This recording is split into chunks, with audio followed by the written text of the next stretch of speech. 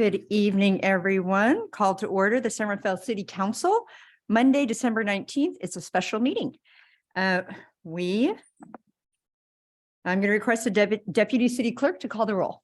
Thank you, Mayor Kate. The meeting tonight is Councilmember Bushy. Present. Councilmember Hill. Present. Vice Mayor Kurtz. Present. Councilmember Yorns Gulati. Present. Mayor Kate. Present. All five of us are here.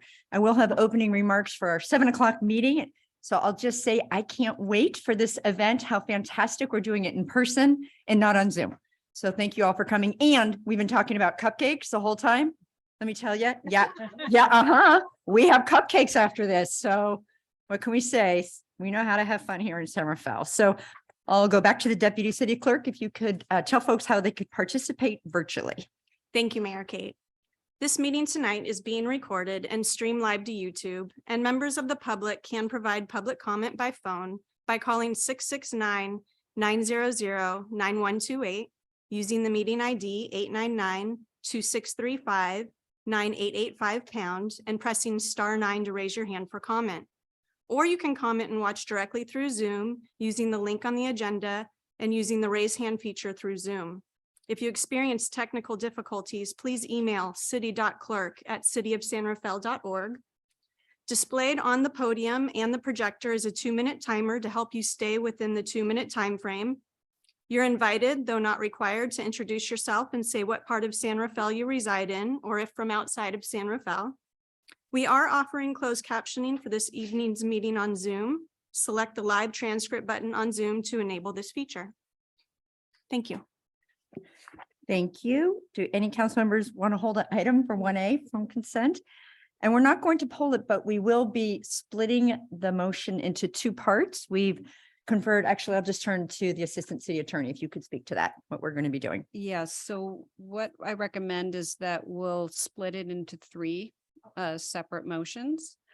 The first would certify the results as it relates to Councilmember Hill. The second as it relates to Councilmember Bushy. And then the third as it relates to the 2 Board of Education trustees. That would be the third one. And Councilmember Hill would recuse himself from the motion that relates to him, and so on and so forth. So I think that's the cleanest way to do it. Thank you. And I would be delighted if you're ready for a motion. Well, let's see if there's any public comment. Okay. Is there any public comment from folks in the room on this item? Not seeing anyone. Is there anyone virtually who'd like to comment on this item? To comment on Zoom, please use the raise hand feature. If commenting by phone, please press *9. And once you hear a notification that the host is inviting you to speak, please press *6 to unmute yourself. Each speaker has 2 minutes to provide public comment and will be muted once time has elapsed. I do see a hand.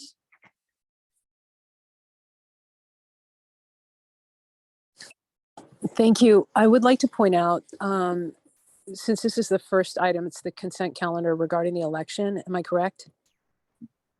Yes, and if you'd like to identify yourself, you are welcome Yes. to do so, but not This- required. Yes, this is Ava Crisanti, and I'd just like to point out that this entire meeting is taking place on the 19th of December. It's 6 days before Christmas.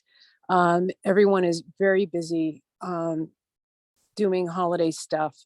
So obviously attendance is going to be limited. But I do think it's important to point out that swearing in and any discussion surrounding the election is actually a really important issue. And the meeting should have been scheduled for a time when you would have more people able to participate.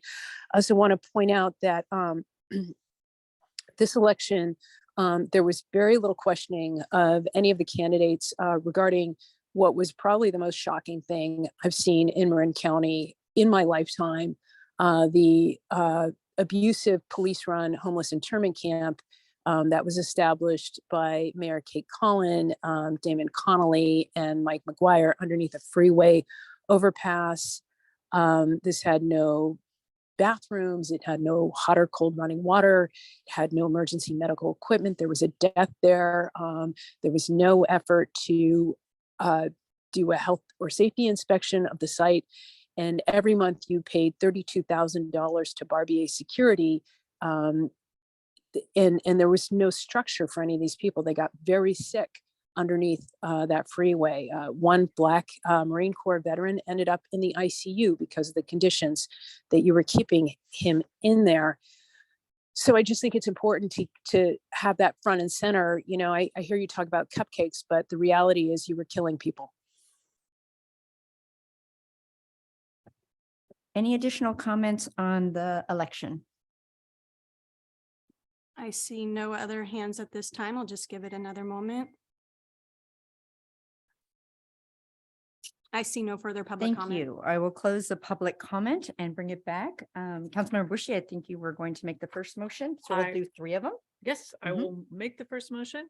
I move that we adopt a resolution declaring canvass of votes cast and results of the consolidated general municipal election held on November 8th,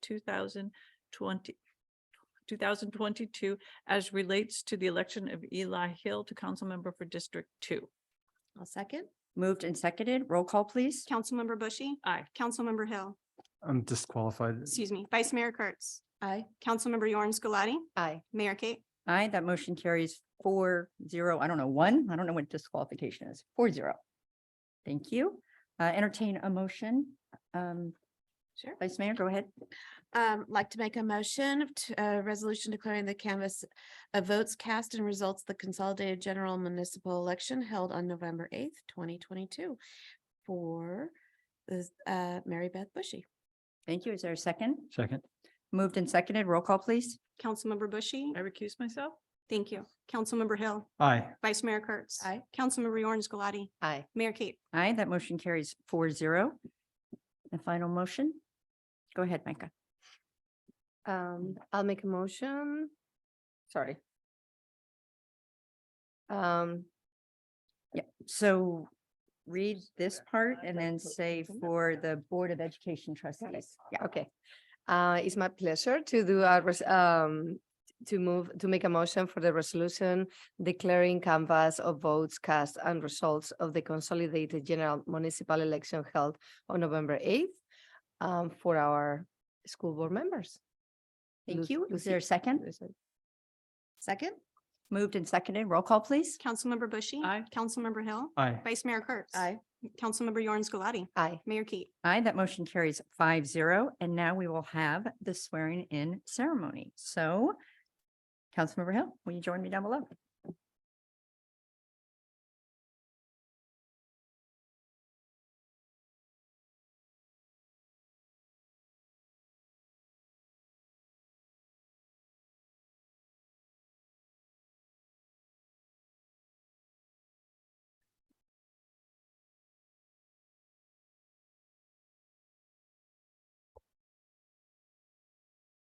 I'll have you raise your right hand. I state your name, I, Eli Hill, do solemnly swear or affirm do solemnly swear or affirm that I will support and defend that I will support and defend the Constitution of the United States the Constitution of the United States and the Constitution of the State of California and the Constitution of the State of California against all enemies, foreign and domestic, against all enemies, foreign and domestic, that I will bear true faith and allegiance that I will bear true faith and allegiance to the Constitution of the United States to the Constitution of the United States and the Constitution of the State of California, and the Constitution of the State of California, that I take this obligation freely that I take this obligation freely without any mental reservation without any mental reservation or purpose of evasion, or purpose of evasion, that I will well and faithfully discharge the duties that I will well and faithfully discharge the duties upon which I'm about to enter. upon which I'm about to enter. Congratulations.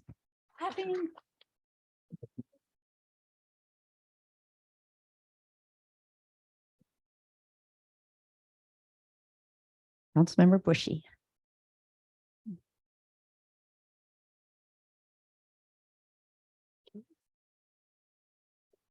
I state your name, I, Mary Beth Ann Bushy, do solemnly swear or affirm do solemnly swear or affirm that I will support and defend that I will support and defend the Constitution of the United States Constitution of the United States, and the Constitution of the State of California and the Constitution of the State of California against all enemies, foreign and domestic, against all enemies, foreign and domestic, that I will bear true faith and allegiance that I will bear true faith and allegiance to the Constitution of the United States to the Constitution of the United States and the Constitution of the State of California, and the Constitution of the State of California, that I take this obligation freely that I take this obligation freely without any mental reservation without any mental reservation or purpose of evasion, or purpose of evasion, and that I will well and faithfully discharge the duties and that I will well and faithfully discharge the duties upon which I'm about to enter. upon which I'm about to enter. Congratulations. Thank you.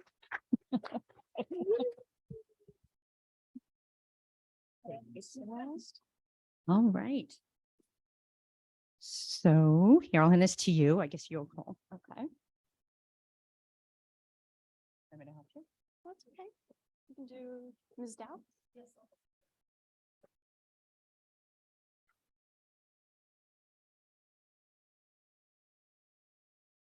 Okay, please raise your right hand. Okay, state your name, I, Lucia Martel Dow, do solemnly swear or do affirm solemnly swear or affirm that I will support and defend that I will support and defend the Constitution of the United States the Constitution of the United States and the Constitution of the State of California and the Constitution of the State of California against all enemies, foreign and domestic, against all enemies, foreign and domestic, that I will bear true faith and allegiance and I will bear true faith and allegiance to the Constitution of the United States to the Constitution of the United States and the Constitution of the State of California, and the Constitution of the State of California, that I take this obligation freely that I take this obligation freely without any mental reservation without any mental reservation or purpose of evasion, or purpose of evasion, and that I will well and faithfully discharge the duties and I will well and faithfully discharge my duties upon which I am about to enter. upon which I'm about to enter. Thank you.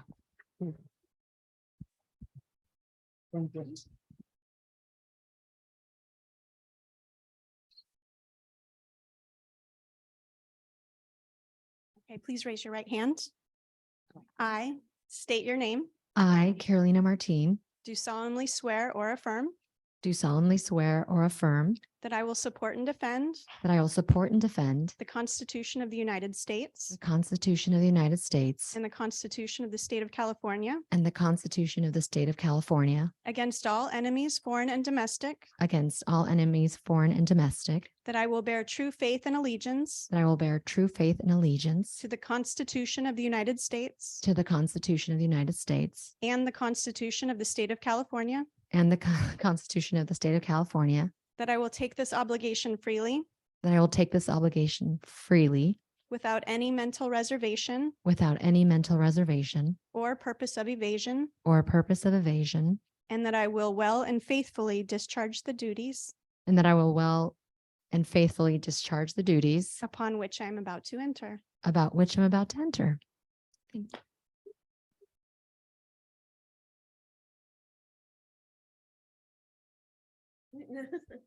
Fantastic. Well, we will now adjourn this meeting for cupcakes, congratulations, and photos, and reconvene at 7 p.m. Meeting adjourned.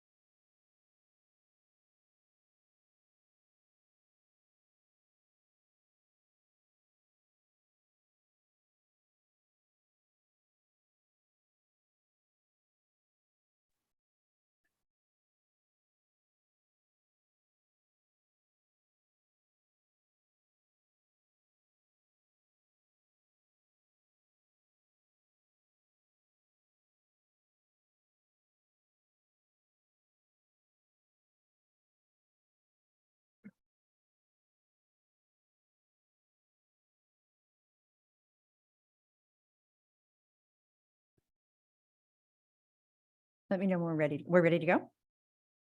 Is it? Oh. Okay. I'll look for that head nod.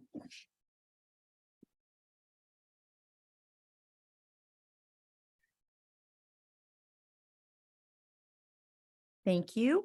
Welcome to the regular meeting of the San Rafael City Council. It's Monday, December 19th, 2022. I'll request the Deputy City Clerk to call the roll. Present. Councilmember Hill, Present. Vice Mayor Kurtz, Present. Councilmember Yorn Scalati, Present. Mayor Kate. Present, all 5 of us are here this evening. We met earlier in closed session. I invite the Assistant City Attorney to report out. There's no reportable actions from the closed session tonight. Thank you. So welcome. We are so glad you're here, whether you're in person or tuning in virtually. I have a few brief comments to make, but would like to commence with a land acknowledgement. Present-day San Rafael is located in the traditional lands of the coastal Miwok people, and we recognize this history as well as those who still reside here. This land acknowledgement is important because it reminds us all of that arc of history and how places change over time. Change that includes both the negative and the positive. So as we close out 2022, it's the appropriate time to reflect back on all the projects, the work, and the initiatives that the city did in collaboration with our community over the past year. And why I would really like to take the time to list them all. I won't, because the list is very, very long. Successful local governance doesn't happen in a vacuum. And San Rafael is so fortunate to have residents, local businesses, and community agencies as our partners in bettering our city. And of course, none of this work would get done without the dedicated, professional, and amazing staff who show up every day for the city. And they're here tonight. Many of them are here tonight or tuning in. I know I speak for the entire council when I say we are all deeply grateful for everyone, staff, residents, businesses alike, who care deeply about San Rafael. And we look forward to furthering our work in the new year, 2023. With that, let's get to our regular agenda, and I will turn to the Deputy City Clerk to address how public comment works this evening. Thank you, Mayor Kate. This meeting tonight is being recorded and streamed live to YouTube, and members of the public can provide public comment by phone by calling 669-900-9128, using the meeting ID 899-2635-9885 and pressing *9 to raise your hand for comment. Or you can comment and watch directly through Zoom using the link on the agenda and using the raise hand feature through Zoom. If you experience technical difficulties, please email city.clerk@cityofsanrafael.org. Displayed on the podium and the projector is a 2-minute timer to help you stay within the 2-minute time frame. You're invited, though not required, to introduce yourself and say what part of San Rafael you reside in, or if from outside of San Rafael. We are offering closed captioning for this evening's meeting on Zoom. Select the live transcript button on Zoom to enable this feature. Thank you. Thank you so much. Are there any comments from the public on topics not on tonight's agenda? We'll first look in the chamber. Not seeing anyone. Is there anyone virtually who would like to comment? Once again, to comment on Zoom, please use the raise hand feature. And if you're commenting by phone, please press *9 to raise your hands. Once you've heard the notification that the host is inviting you to speak, please press *6 to unmute yourself. Each speaker has 2 minutes to provide public comment and will be muted once time has elapsed. I do see a comment.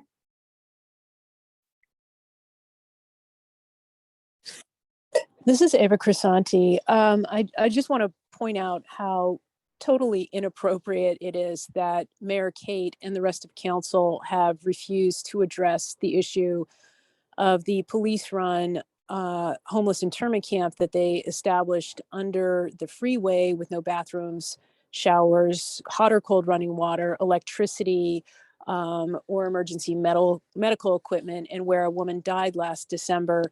And there was no follow-up, no upgrade to the camp after that. I do want to point out that I had to go looking for one of the internees at that camp, a Black U.S. military veteran, who had simply disappeared. I was finally able to locate him in an ICU. The conditions were so poor that he ended up having to go into an ICU. I was assured by Genevieve Coyle in your city attorney's office that this particular individual was being well cared for after that point, and I assumed that he had been placed at least in temporary housing. On a tip from another person who was kept in that horrible, abusive internment camp, I was able to locate the veteran in a tent on the street in the freezing cold. This man is a senior citizen. He was just in an ICU in July, and you have him living in a tent on a street, like it's freezing. There was frost all over the ground. When I got home, I had to ride 20 miles back to the East Bay. It took me 3 hours to warm up. That's how cold it is. You don't have an emergency shelter. The county doesn't even have that going on this week. This man is a veteran, and you've left him to die on the street. Totally unacceptable. And here you are, you're talking about cupcakes. It's grotesque. Take care of your business. You go.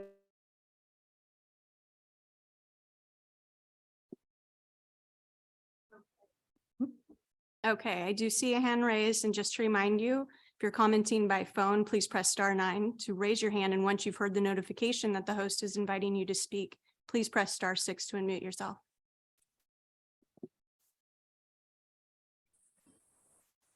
Yes, good evening to all of you, and welcome the brand new council members of the San Rafael City Council. It is appalling to hear the treatment to our American citizens living on the streets. It is appalling to realize that you might not be qualified to do what you're doing because you have no empathy for humanity at this point. And I would suggest each and every one of you to take a very long look hard when you walk out into the cold tonight and think that there are people that are suffering out there in the streets for whatever reasons. This is that they ended up in those conditions. As we are now, we are spending billions in a war.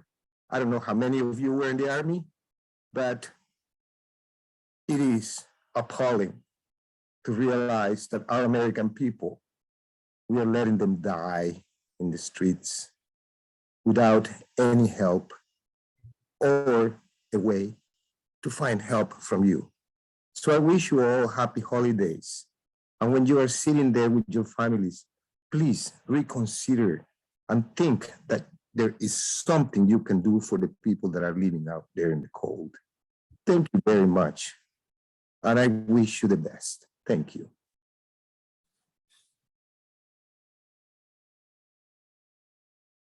I see no other hands raised. I'll just give it another moment. I see no further public comment. Thank you. We will close the open time for public expression and turn to the city manager for his report. Thank you, Mayor Kate and City Council members. I do have a few brief announcements tonight, but we had kind of an uncommon 3-alarm fire in San Rafael this afternoon. So I just wanted to ask Chief Darren White just to provide a few comments on it, provide an update, and answer any questions that you might have. Chief. Thank you. Can you hear me? Okay, great. Good evening, Mayor Kate and council members. Today at 2:36 p.m., the San Rafael Fire Department responded to a structure fire at the rear units of a 99-unit complex in the Canal District. Firefighters located a fire in the wall between 2 apartment units that quickly extended to the upper floors and then laterally outwardly into void spaces in the adjacent units. The second and then third alarm were quickly struck in order to summon sufficient resources to get on scene to get ahead of this incident. Additionally, the truck crew successfully performed what's considered a trench cut, which is a special cut designed to work on apartment complexes or large commercial occupancies to prevent fire spread from continuing. Just over an hour later at 3:40 PM, the fire was declared under control. In all, 6 units were affected, including the vacant unit that was undergoing some remodeling. 2 units on the first floor, 2 units on the second, and 2 units on the third floor. 9 families were displaced, totaling approximately 26 people, which would have been 19 adults and 7 children approximately. And those are approximate numbers. I may have updated numbers tomorrow morning. American Red Cross arrived on scene very quickly, and they immediately began to provide services, including blankets, meals, and temporary housing. Our San Rafael Fire Department members also provided safeguards to those who've been displaced. And in addition, I'm happy to state that the property owners are also proactively assisting with the temporary housing needs of those who've been displaced from this incident. The cause and origin of the fire was quickly determined. We summoned the McFit Marin County Fire Investigation Team, and those members interviewed the individual who actually was working, a contractor that was working in the area when this occurred. Turns out that individual went out to move his car, and upon return, went into the bathroom to continue work and encountered heavy smoke and saw it in the upward corner of the ceiling area near the piping that he was working on. That being said, multiple individuals from throughout the county assisted with either coming directly to the scene to help mitigate the incident or to provide cover-ins for the agencies, including San Rafael and adjacent communities who provided services in response to this location. So we're indebted and grateful for all of the assistance from throughout the county. I'm happy to state there were no injuries. At this time, currently loss estimates are unknown, but we'll have some information and updates on that probably as soon as tomorrow when we can get back in and do a more thorough assessment of the potential damage.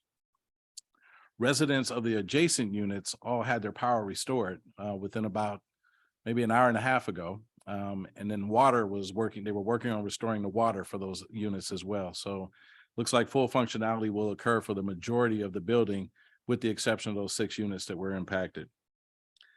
Fire watch has been implemented so that if there is a rekindle and the unfortunate and hopefully unlikely occurrence of a rekindle, fire watch is there to ensure that someone detects it and immediately notifies and alerts the residents and also the fire department so we can get back out and address the situation. And security services were summoned also to ensure that no one that's unauthorized would access the properties and thereby create some additional concerns for those already impacted. So that concludes my brief summary. If there's any questions, I'm more than happy to. Yeah, we're just seeing if there's any quick clarifications. This isn't agendized, but Yeah, just it's not wanted to agendized, so. see Quick if there's something. clarification Yeah. question. Was there a smoke alarm in the unit that the work was underway? Not to my knowledge, that unit was being remodeled. Oh, so that it was turned off. All right, okay, thank you. You're Thank welcome. you. Thank you, And- Chief. Thank you, Chief, welcome. and for all the public safety personnel that responded today. I did want to add just a couple of quick announcements. The city offices and facilities are going to be closed from Friday, December 23rd through Monday, January 2nd, and city offices will open back up on January 3rd. And of course, our public safety, police, fire, and paramedic services will be fully staffed and dispatching calls 24 hours a day during that time. We'll also have the Public Works and Sanitation District responding to emergencies and needs during that time as well. But it will include the next city council meeting. The council meets on the 1st and 3rd of Monday of every month. So the January 2nd city council meeting, we will be canceling. And so our next meeting is the 17th, which is a Tuesday, but that's because the Monday, the 16th is Martin Luther King Jr. holiday. So that will be our next meeting. And then just also very briefly, I mentioned it at past city council meetings, but there's still time left to nominate someone for the Richard O'Brien and Mary Ferrario O'Brien Public Service Award. So that we've talked about it at past council meetings, but that's at cityofsanrafael.org/public-service-award. So that's happens every year and nominating someone who made exceptional contributions to the city of San Rafael over the last year. And then the city clerk's office is still recruiting and there's still time to submit for the Planning Commission, District 1 seat, Pickleweed Advisory Committee, and ADA Access Advisory Committee. So those are still out there as well at cityofsanrafael.org/boards-commissions. So just wanted to bring those up again, even though I've done in the past, just because they're important roles that we're trying to fill on the boards and commissions. And also we always have a great Community Member of the Year that's selected. So that one again is the nominations are due on January 13th. So thank you so much. I'll turn it back to you, Mayor Kate. Thank you. And I'll turn to my colleagues for report outs of meetings that they've attended. I'll start with the Vice Mayor.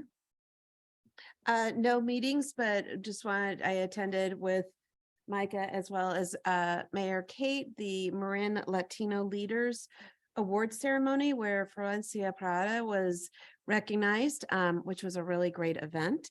And also last night, we did the lighted boat parade on Saturday night, which was fun, and we were all there, which was great.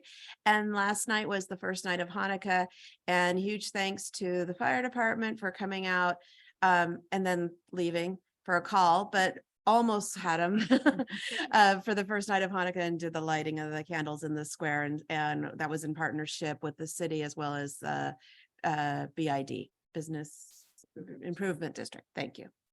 That's it. Thank you. Mary Beth. Thank you. I attended the board meeting of the Central Marin Sanitation Agency, and I was pleased to fill in for the mayor at the Transportation Authority of Marin. And 3 events that multiple members of the council attended, at the BID event, a lighted boat parade, and at the menorah lighting, where I was very touched by the rabbi's invocation of the light and bring the important role that the light brings as the only way to dispel the darkness. And words to live by, but thank you. Thank you, Councilmember. Councilmember Lorenz Gulati. Yes, good evening. I had the pleasure to attend another community meeting around policing with our Vietnamese community, and that was it was really nice to connect with them, with Mayor Kate, our deputy city manager was there as well, and Officer Roy. Also attended Marin TV was doing a special community event in Spanish promoting healthy holidays. So I was able to attend that for the Latino radio station. That was really fun. And also that was at Marin TV, and then Cuerpo, Corazón y Comunidad with a multicultural center. They also had a radio station. It's also in Spanish, and I had the pleasure to be there with Brenda Camarena and also Fernando Barreto, the aide from Dennis Rodoni, and we were just giving an update on the success of the year for the city and also for the county. So that was always fun. Some of the events that you have mentioned, the Marin Latino Leaders with Florencia Parada was amazing. She's just such a rock star. Last Saturday, thanks to Voces del Canal in partnership with the San Rafael School District in Bahia Vista, they were distributing like lots of toys for families. My family is currently visiting me from Spain, so I was able to have the entire family there, and it was just such a beautiful event. And it was supposed to last, I think, like 2-3 hours, and it lasted like 5 hours. So lots of lines, great community. So, and of course, the boat parade of lights was really fun. And then we had the last meeting of the year for MCE, renewing leadership, like leadership that has been there for a long time. So that is my report for tonight. Thank you. Thank you. MCE, Marin Clean Energy. Thank you. Yes, thank you. Councilmember Hill. Yes, I did not attend any formal meetings, but I did want to call out attendance of the lighted boat parade as the rest of the council attended. And then on Wednesday, December 7th, I was able to participate in the walk and roll to Sun Valley Elementary. It was eye-opening to understand how various people get to school by walking, riding bicycles, and of course, vehicles, and the interplay is at times chaotic, and looking forward to see what we can do to improve safety and fluidity of transportation in the morning. Thank you. Thank you. And again, thank you, Councilmember Bushy, for attending Transportation Authority of Marin. On my behalf, I attended the SMART Sonoma Marin Area Rapid Transit meeting. SMART, their ridership is currently 80% overall from pre-COVID data. They have a school field trip program where it sounds just like it sounds like schools can come and take a field trip from one place to another and use the SMART train and learn how to ride the train. And there's been a couple of those that are incredibly successful on all aspects. SMART recently had a toy toy drive, not last weekend, but the weekend before last, and Santa was there, and there were quite a few toys for tots that were collected. So we appreciate Smart doing that. So thank you all. I will turn to see if there's any public comment of anyone in the room on any of the city manager reports. Not seeing anyone, we'll turn virtually. And again, as a reminder, if you're invited, but not required to say your name as well as where you live in San Rafael. I'll turn it to the deputy city clerk. To comment on Zoom, please use the raise hand feature. And if you're commenting by phone, please press *9 to raise your hand. I do see a hand raised. It seems clear that given the ongoing issues with your police department, that there shouldn't be a single agenda for any of these meetings that doesn't include an update about what's happening with the police department. On the day that I located the Black Marine Corps veteran whom you had left in a soaking wet tent on the street, I saw San Rafael police assisting in a search of another person's car who happened to be Black. And this man was dragged off to the jail, even though they found nothing in the car. He was dragged off to the jail with no mask in the car. The officers have no policy. I asked Officer Graham about it. He said, we don't have a policy for that. I want to point out that we still don't know we have no update on the investigation about the beating of Mateo. That's unacceptable. In the past year, for more than the past year, I've documented your officers turning on and off their body cam, lying, many incidents of that, and just nothing is being done. I also want to point out that if you took crime seriously, you might look at wage theft. You've got these toy giveaways because immigrant workers are getting ripped off from the very people who are donating to your campaigns. That's a major issue. Wage theft is in the 10 most populous states, is estimated to cost workers more than $8 billion every year. That may not seem like a lot of money to you, but when you're earning minimum wage, it's a fantastic amount of money to every family. You need to be on that.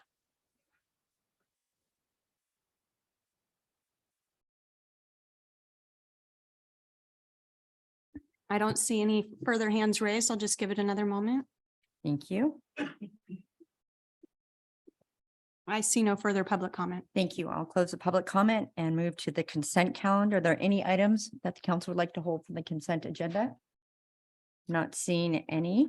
Are there any comments from the public on the consent calendar? That's items 4A through, what do we have here? 2H. Not seeing anyone in the chambers. Is there anyone virtually who'd like to comment on the consent calendar? And again, we invite you to say your name and where in San Rafael that you live. Once again, to comment on Zoom, please use the raise hand feature. And if commenting by phone, please press *9. Once you hear that notification that the host is inviting you to speak, please press *6 to unmute yourself. I do have one hand raised at this time. I'd like to point out one of the items is for the retirement center. It certainly seems that with all the money that's flowing through San Rafael, and that has flowed through San Rafael, especially additional monies from the feds in the state because of the pandemic, you had an enormous opportunity to finally do something for the many elderly people who remain unhoused and living on the streets of San Rafael.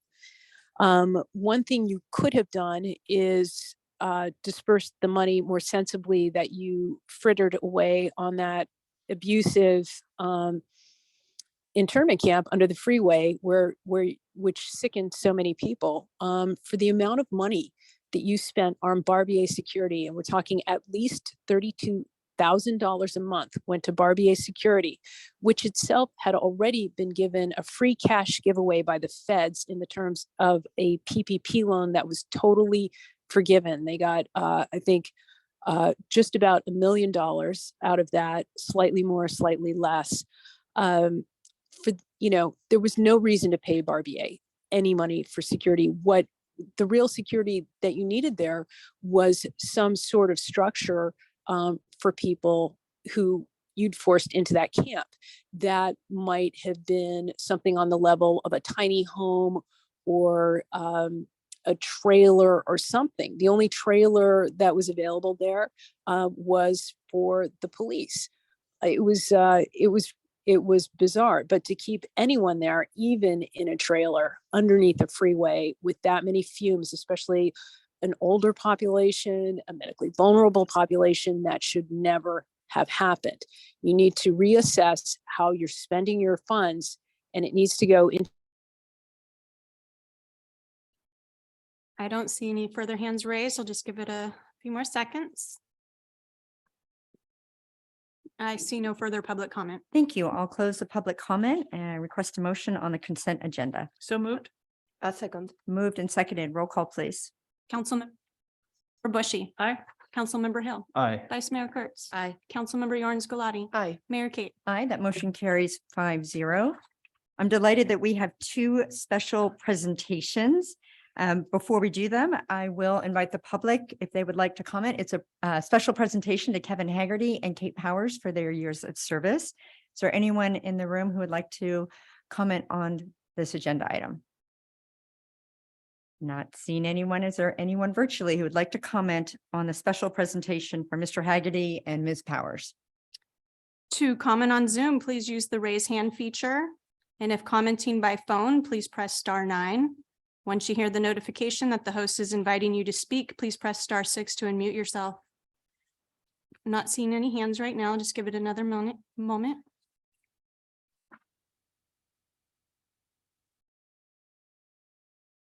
I see no public comment. Thank you. We'll close the public comment and we'll go ahead with the special presentations. I know Mr. Hagerty is here in person, so we'll come down and then Ms. Powers, we will then present to you if that's okay.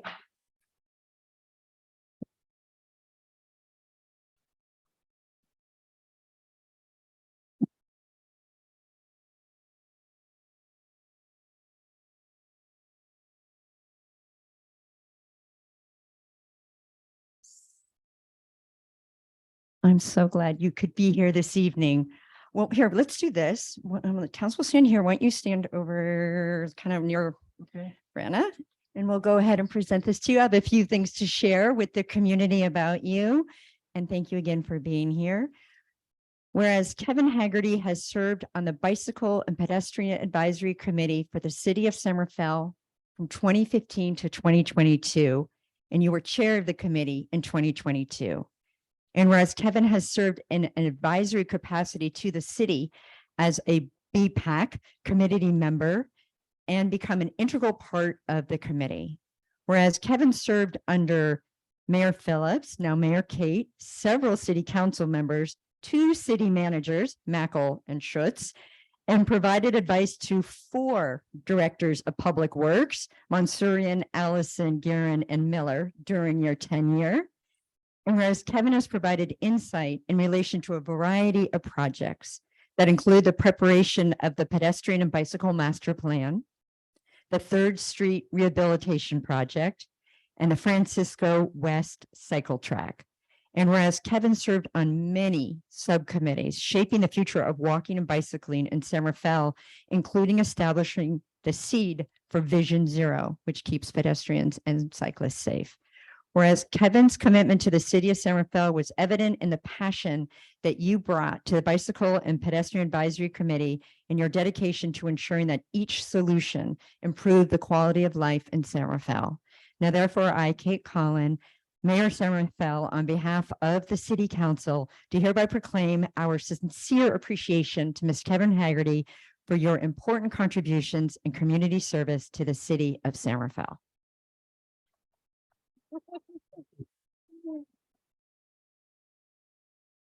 And I invite you to say a few words if you would like.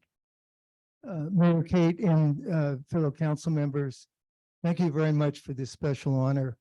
I'm most appreciative of the opportunity as being a citizen to serve on a public body. I think you mentioned that earlier, this evening and how important it is for the community that citizens get involved. I also want to acknowledge and appreciate the staff that I've worked with over the years. Without the staff, certainly our group and many other groups wouldn't have been able to get done as much as we did. And I really appreciate the fact that one of the things the staff did, not only the current staff, but all the staff, they've listened. They actually listened to us and allowed us to participate and give them ideas. So I really appreciate that. And I'm looking forward to the people that come after me. And it's too bad Kate's not here tonight, but. Virtually. Oh, okay. Oh, good. Yeah. But I really appreciated working with the others on the group. So thanks again. Appreciate that. And hopefully we'll work together in other projects. I certainly hope so. Have your photo?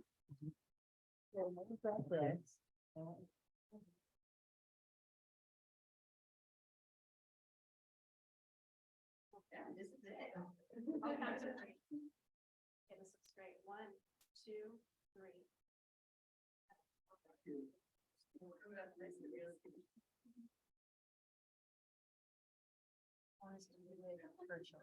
Should I just say it to her? Sure. Okay. Because we know how to do the hybrid, we are getting really good at it. So I will address you, Kate, on the screen. I'm glad you could join us virtually. Whereas Kate Powers has served on the Bicycle and Pedestrian Advisory Committee for the City of San Rafael from 2008 to 2022, serving as chair of the BPAC in 2021.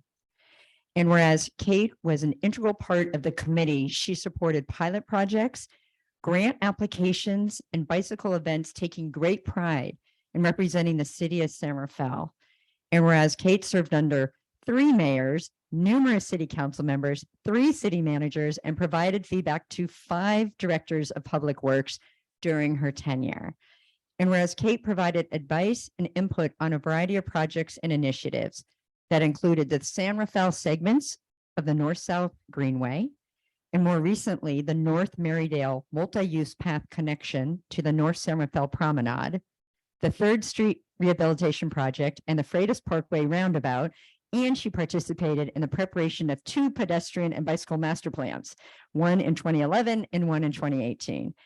And whereas Kate served on ad hoc committees as well, first representing pedestrian interests, later in rewriting the BPAC charter, and most recently seeking a path forward in San Rafael's Vision Zero policy. And she represented BPAC on other city planning efforts, most recently the Canal Community Transportation Plan and the San Rafael Parks and Recreation Master Plan. And whereas Kate's commitment to the City of San Rafael was evident in the passion that she brought to the BPAC in shaping the future of walking and bicycling in San Rafael, and her dedication to ensuring that each solution improved the quality of life in San Rafael. Now, therefore, I, Kate Collin, Mayor San Rafael, on behalf of the entire City Council, do hereby proclaim our sincere appreciation to Kate Powers for her important contributions and community service to the City of San Rafael. Thank you, Mayor Kate, and thank you, council members, for this recognition. I regret officially terming out of the committee, but I recognize the importance of creating space for new voices and fresh thinking. And I'm sure that that BPAC's new members are going to be great in filling that role, and that they will enjoy working with my former committee members and Mark, Phil, and Barry, the new chair, as I know them to be smart, experienced, and forward thinking, and I really enjoyed working with them also. I know that they will support San Rafael's progress toward public spaces that are safe and comfortable to walk and bike through, in and around. I think it's vital for both business and retail areas, as well as our neighborhoods. And I wanted to mention that I really enjoyed working with Kevin also, and I will continue to serve on committees in Marin County with him. I'd like to express my gratitude not only to the council members and the mayors that I served under, but also to the DPW directors, Nader Mansourian, Dean Allison, Kevin McGowan as interim director, and Bill Guerin, who really, I felt, improved the Department of Public Works opportunity for public to comment on projects. I thought that was a huge change at DPW. And though I haven't worked much with April Miller, I've just been so impressed by her exemplary leadership on the 3rd Street Rehabilitation Project and other projects that she's led as a transportation engineer for the department. I also wanted to echo what Kevin said about the staff that liaison with the BPAC, especially Lauren Davini and Rafat Ray. I think that those relationships are so important to the committee and DPW both, that they're key to the BPAC's process and relevance moving forward. I wanted to just mention a few BPAC members that I served with that were really important to me. I started serving with Preston McCoy, who was the original member and co-founder of BPAC. I just really appreciated his leadership and generosity, that of Tim Gilbert and DJ Allison and Jim Garrity and Jerry Boletto. But I also really enjoyed working with our youth members, Shoshana Harlem and Tyler Nielsen. I also really learned a lot from them. Finally, I just want to express my gratitude to those who don't often get recognition for the amount of time and effort they put into participating in meetings, both VPAC meetings and other committee meetings. I'm indebted to Patrick Seidler of WTV-TAM, Jean Severinghouse and Warren Wells of MCBC, not only for their regular participation in the meetings, but also for their willingness to meet BPAC members out at projects and visit sites, discuss issues and things offline. I learned so much from them. And I really appreciate those, echoing Kevin again, who regularly attend meetings. They give input, they share their local knowledge. And I really do think that the public improves the quality of the BPAC discussions and often influences final designs. And that's who I will join now. So thank you again for the recognition and the opportunity to express my gratitude. Thank you, Kate. That was beautifully said. Thank you. Thank you. And we hope that neither of you become strangers going forward. With your deep knowledge and involvement in the city, we look forward to continued work in different capacities. Thank you. Thank you.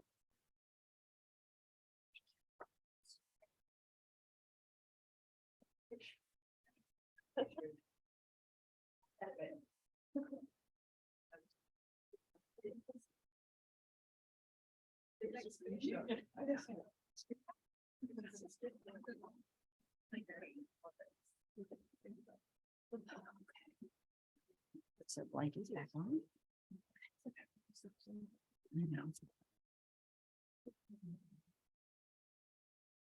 Wonderful. We'll move to our public hearing items. The first one is the proposed master fee schedule. Welcome. Oh, Director Atia Hayed. I'm sorry, I was looking over here. Welcome. Thank you. Okay, I always have a little bit of difficulty with this one, so please let me know if you do not hear me. All right, great. So the real presenters are going to be sitting right over there. Okay. So you're right, Mayor Kate. Tonight, I'm here because I have the honor of introducing the next topic, which is master fee schedule update. And it's one that's both very important to our community and also to city operations and financials.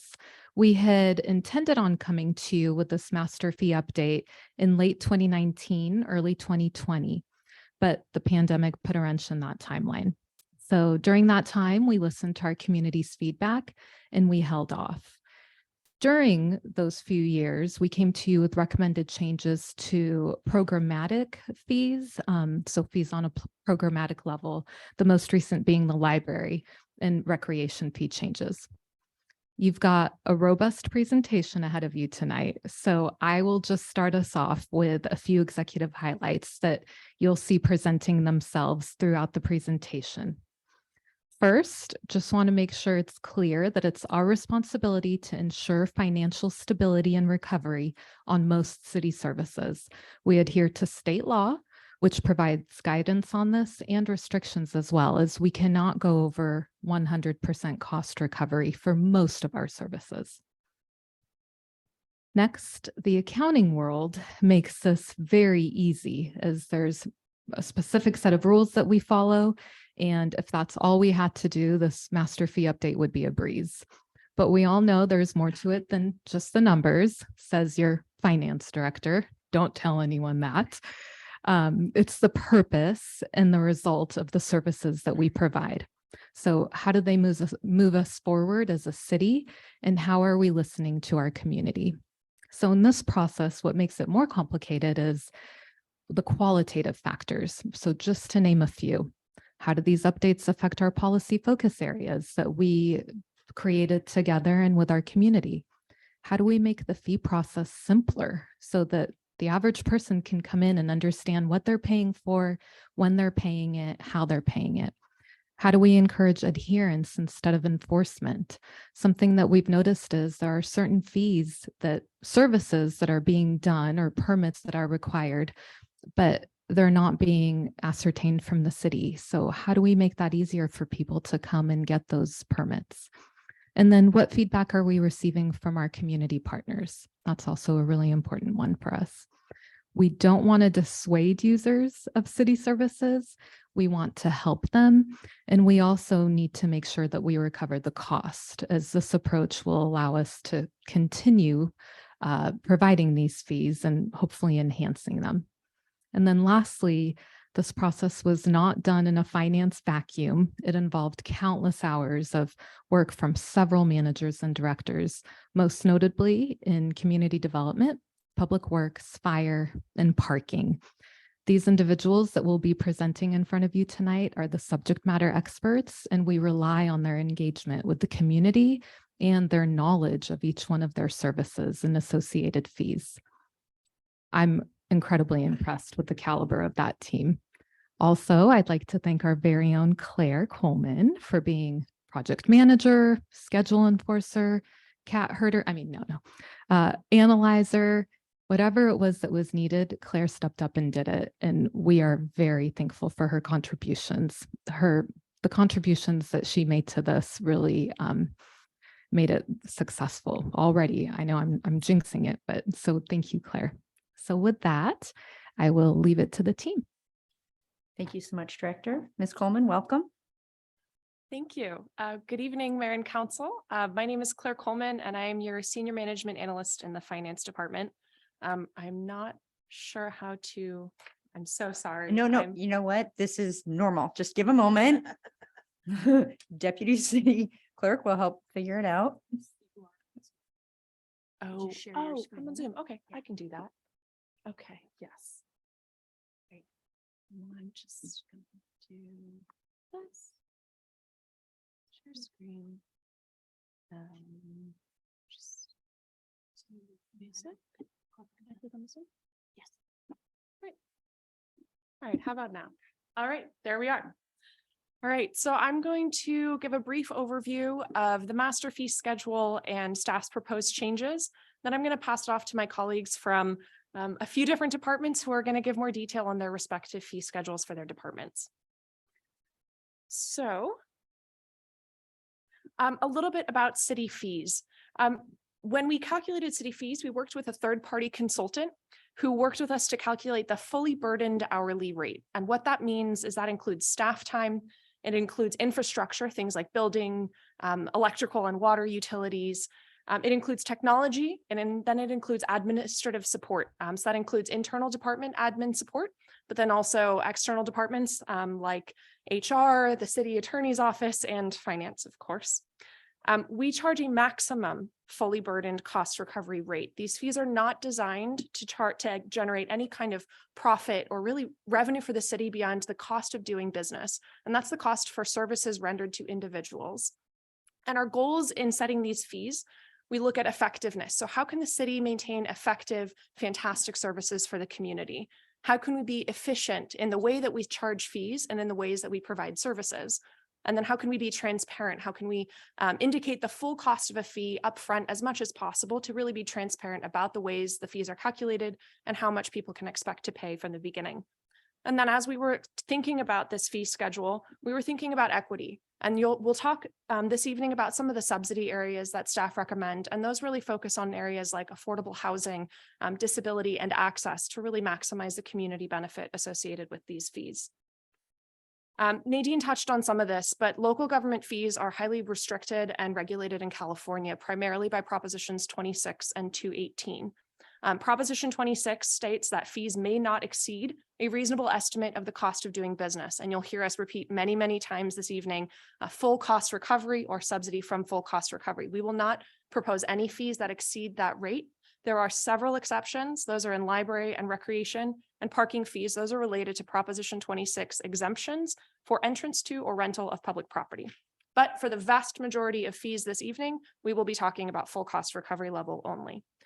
There are noticing requirements for some of these fees, and our team have worked very closely with the city attorney's office and the city clerk's office to make sure that we meet all of those.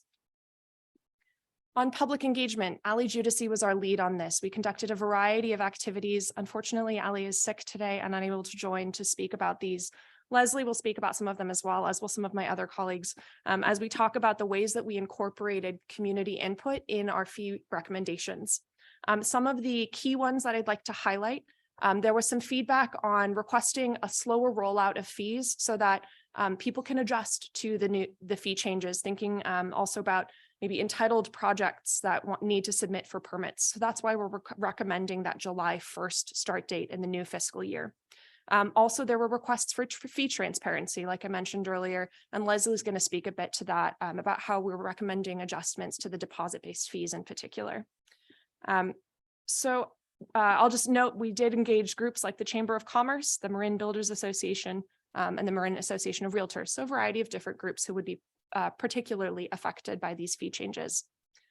Before I continue, I want to note many other cities are doing this. A lot of our peers are doing these updates. It's a regular part of city business. Novato did their fee update in May 2022.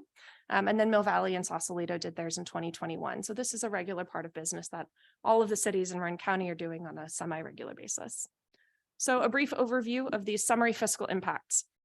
We note an estimate in revenue of about $1 million from these proposed changes, but I really want to emphasize that this is our best estimate based on 2019 numbers.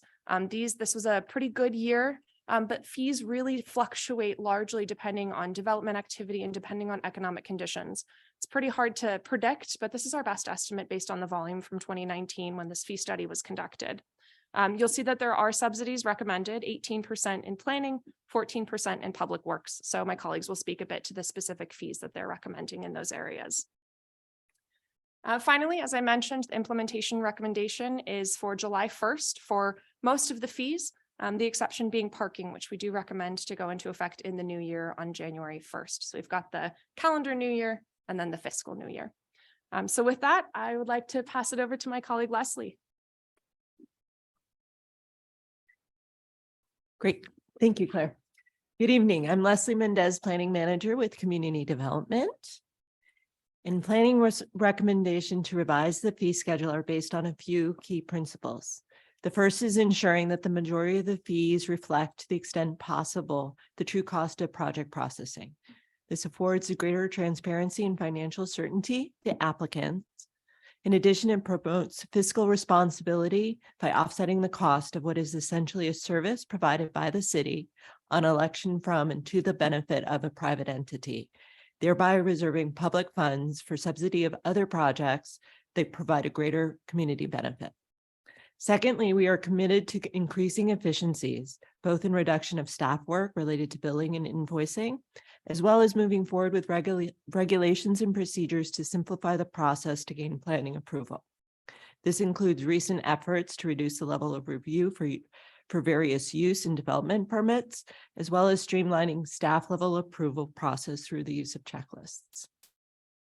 Finally, planning recommends the subsidizing of certain permit types to encourage development applications that will result in housing production and economic vitality, as well as to ensure inclusion and accessibility, both physically and within the public process.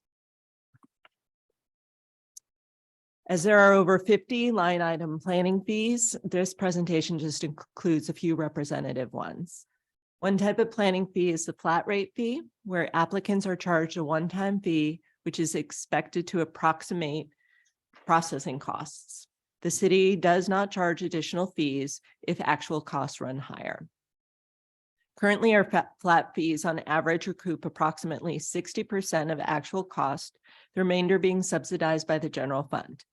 Staff recommends resetting fees at full cost recovery and also recommends the addition of one new fee for hillside exceptions, which is highlighted here in blue. As experience has shown that projects requesting such exceptions involved a significant amount of staff time due to the complexity of the project, as well as the requirement of city council level approval, excuse me. Staff acknowledges that our recommendation does result in a substantial percentage increase for some project types, such as a planning commission level variance or a lot line adjustment as shown. These types of projects, however, are not common. In the last calendar year, we received 2 of each, and they represent a one-time fee. In addition, as previously mentioned, these permits are not required, but are applied for upon election of the property owner and are processed as a service by the city. The other type of planning fee is deposit-based. A deposit is charged at the time of application submittal with the expectation of full cost recovery. If the initial deposit is depleted, the applicant is billed on a regular basis to replenish the deposit to cover actual planner time spent.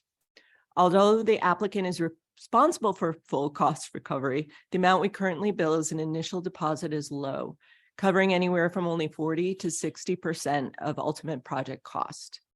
This results in frequent invoicing and billing by staff as the project moves forward. For a deposit-based project that have shown to vary greatly in processing time, staff recommends they remain deposit-based, but to increase the initial deposit to more accurately reflect the estimated processing cost. As mentioned, this provides greater transparency to applicants, allowing greater financial certainty on their end, and results in administrative efficiencies on staff end by reducing paperwork related to billing and invoicing. And while the initial deposit will more than double in some cases, which could represent an upfront financial burden, I need to note that these project types are associated with larger developments, not those that would typically apply to an individual homeowner or business owner. Feedback we receive from project developers during our outreach is that they support accurate upfront costs as it assists them in their preparation of their own pro forma analyses necessary for their own financial planning.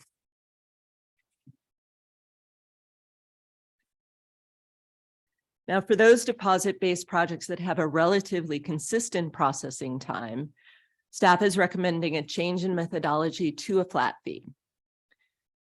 So while the proposed fee is a substantial percentage increase over what we charge as the initial deposit, I wish to iterate that applicants are currently responsible for full cost recovery and end up paying essentially the amount that we are proposing as the flat fee. The change in methodology would provide even greater administrative efficiencies for staff, as we won't have to bill or invoice, and provide financial certainty for the applicant compared to the deposit-based approach. And a sample of those that we are recommending for this change are shown here. Finally, staff recommends the subsidy of the following fees: pre-application and conceptual design review. Reduced fees encourage early consultation with developers, which by experience has led to more successful submittal of formal applications, as well as ultimate development of projects providing new housing and commercial space. Although we are proposing a modest increase, we feel this is reasonable cost adjustment to reflect staff time spent without discouraging such applications. During our outreach effort, a query was raised on the impact the increases could have on housing development and affordability, especially for multifamily housing. Specifically, staff was asked to consider a reduction in the planning plan check fees for multifamily residential projects. Now, this is the fee for planning review of projects that have submitted for a building permit. Although our consultant had recommended a planning surcharge of 20% of the building permit fee to cover the cost of planning review, in order to reduce the barriers to housing development, staff is recommending that for multifamily housing projects, which are those that include 2 or more residential units, that the fee is based, the plan check fee shall not exceed 10% of the building permit fee. Staff further recommends subsidizing use permits at the zoning administrator level to encourage the startup of what are typically small, local, independent businesses, which are essential to the city's economic vitality, as well as the fabric of our community. We wish to continue the subsidy of reasonable accommodation requests to ensure all individuals have access to homes and businesses. And finally, we wish to continue the subsidy of project appeals to both the Planning Commission and City Council. The appeal fees are designed to neither encourage or discourage appeals, but to ensure, or I should say, to reduce the likelihood that economic status does not bar participation in the public process. And with that, I'm going to turn it over to my colleague, Don. Thank you. Thank you, Leslie. Hi, John. Good evening. I'm Don Jepson, Chief Building Official for City of San Rafael. I'm here today to present our building permit fees. Last 2 fee increases occurred in 2015 and 2017. This will be the 9th fee increase since 2000. This is very typical of building departments. Every few years, we look at increasing the percentage of our building permit fee. We did have a very successful outreach to the builders and developers and realtors. The developers and builders were very supportive of San Rafael's operation for timely delivery of our permit services and inspections. They thought we were a leader in the region for those services and helping them get their projects underway. While they weren't super enthusiastic for the fee increases, they did understand the purpose of those increases and were not opposed to them. So I felt very proud that they acknowledged how hard our staff works at getting these permits done and how we are very efficient in our reviews and inspections.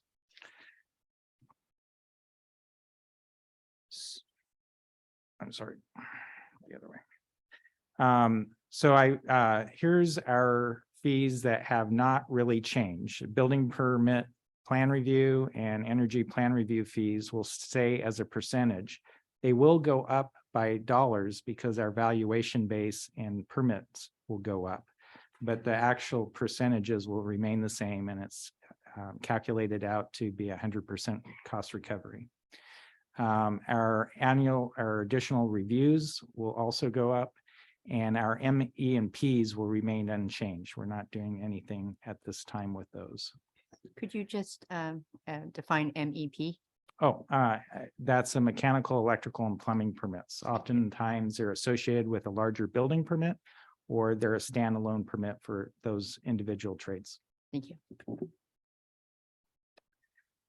This is a table of our valuations. So a lot of our projects, especially larger projects, are based on valuation of construction, which includes labor and materials. This is a table that will show valuation up to 2,000, 25,000, 50,000, and so forth. And you can see we are proposing an increase for 100% recovery based on our consultants' information as shown here.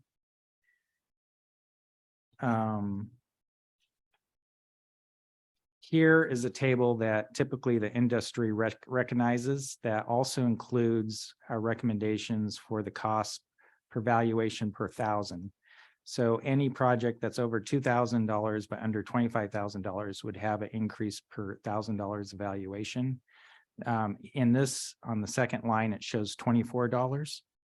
That $24 is what's being proposed now. In 2017, it was $21, and in 2015, it was $20. And the other scales in this table have also increased in a similar way.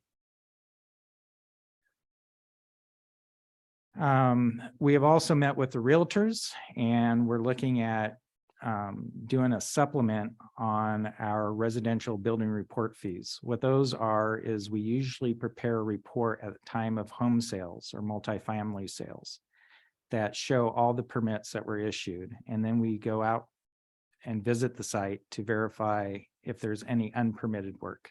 Sometimes that results in additional permits or fines if we discover unpermitted work. So in a compromise with the realtors, we felt like we should reduce these down from 100% in light of these other revenue from additional permits or fines. Also, we thought we should reduce these down to make these non-refundable. Currently, we collect a smaller fee, but it is refundable. And part of that compromise was to increase it a little bit and not make them refundable. And then on to our new building permit fees. We're looking at a permit renewal fee. Back in earlier this month, we looked at approving the building permit fees for renewals. We were going to extend the building permits to a 2-year period.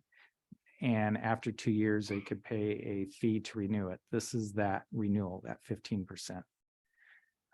The other fees here, we may have collected in the past under practices or procedures, but we're trying to include them in our master fee schedule. That includes the appeals fee. I think the last time we had an appeal was about 20 years ago. But we're required to have this under state law and in the building code. We also are adding in a administrative review fee, reinspection fee, and working outside normal inspection hours. We're available to answer any questions later, and I would like to invite my colleagues from Public Works.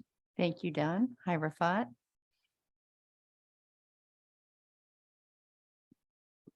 Good evening, Mayor Kate, members of the City Council. My name is Rafat Ray. I'm a Deputy Director of Public Works, and I'll be presenting the proposed updates and changes to the Public Works fee schedule. For simplicity, we categorize the 4 different type of permits. Public Works charges fees for services rendered mainly in engineering and inspection areas within the right-of-way. So the first fee is the encroachment permit, which is has the highest volume. There is a minor continuing, major continuing, and these are activities from the private sector, from the contractors, the plumbers, electricians, anyone who's doing any work in the public right-of-way. You see that there is a proposed recovery of 100% on most of them, with the exception of a 29 there that sticks out. 29%, we're finding that people are not pulling small temporary permits to put mainly debris boxes placements. And they're finding it too expensive. Sometimes the 246 might be more than just renting the box. The 246 is the actual cost, because our staff goes out in the field, verify the location, and make sure that the public right away, the public is safe when this box is there. But we feel that it needs to be discounted heavily to work as an incentive, and it aimed mainly at compliance. It is more important to comply than to collect the appropriate fee, but at the same time, we feel that by more people applying for the fee, the fund will be fine. These are fees related to the review of planning and building permits. You heard from building and CDD. Public Works plays mainly a supporting role with public work, with CDD and building permits. As a matter of fact, we touch only about 15% of the building permits. We don't work on every building permit that comes in, and we have a higher percentage with development review and entitlement applications.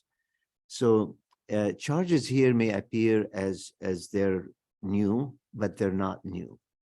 They are separated from the CDD initial deposit for transparency and clarity for the development community. If I'm a customer, I would like to know what my money is buying me. And this is a breakdown, basically. They were included in the initial deposit for CDD for plan review, but were at the same time heavily discounted when the last fee was approved. Again, we don't see all building applications. We see most of the development application, and only work with the areas in the public right away. The other two fees are summarized here. We followed the planning model of a graduating fee because we had one size fits all for all any cost project, any project that with any cost. And I feel that we all felt that this is a more fair way to approach the plan check and inspection fee. It will start at $618 and it'll go up as the cost of the project increases.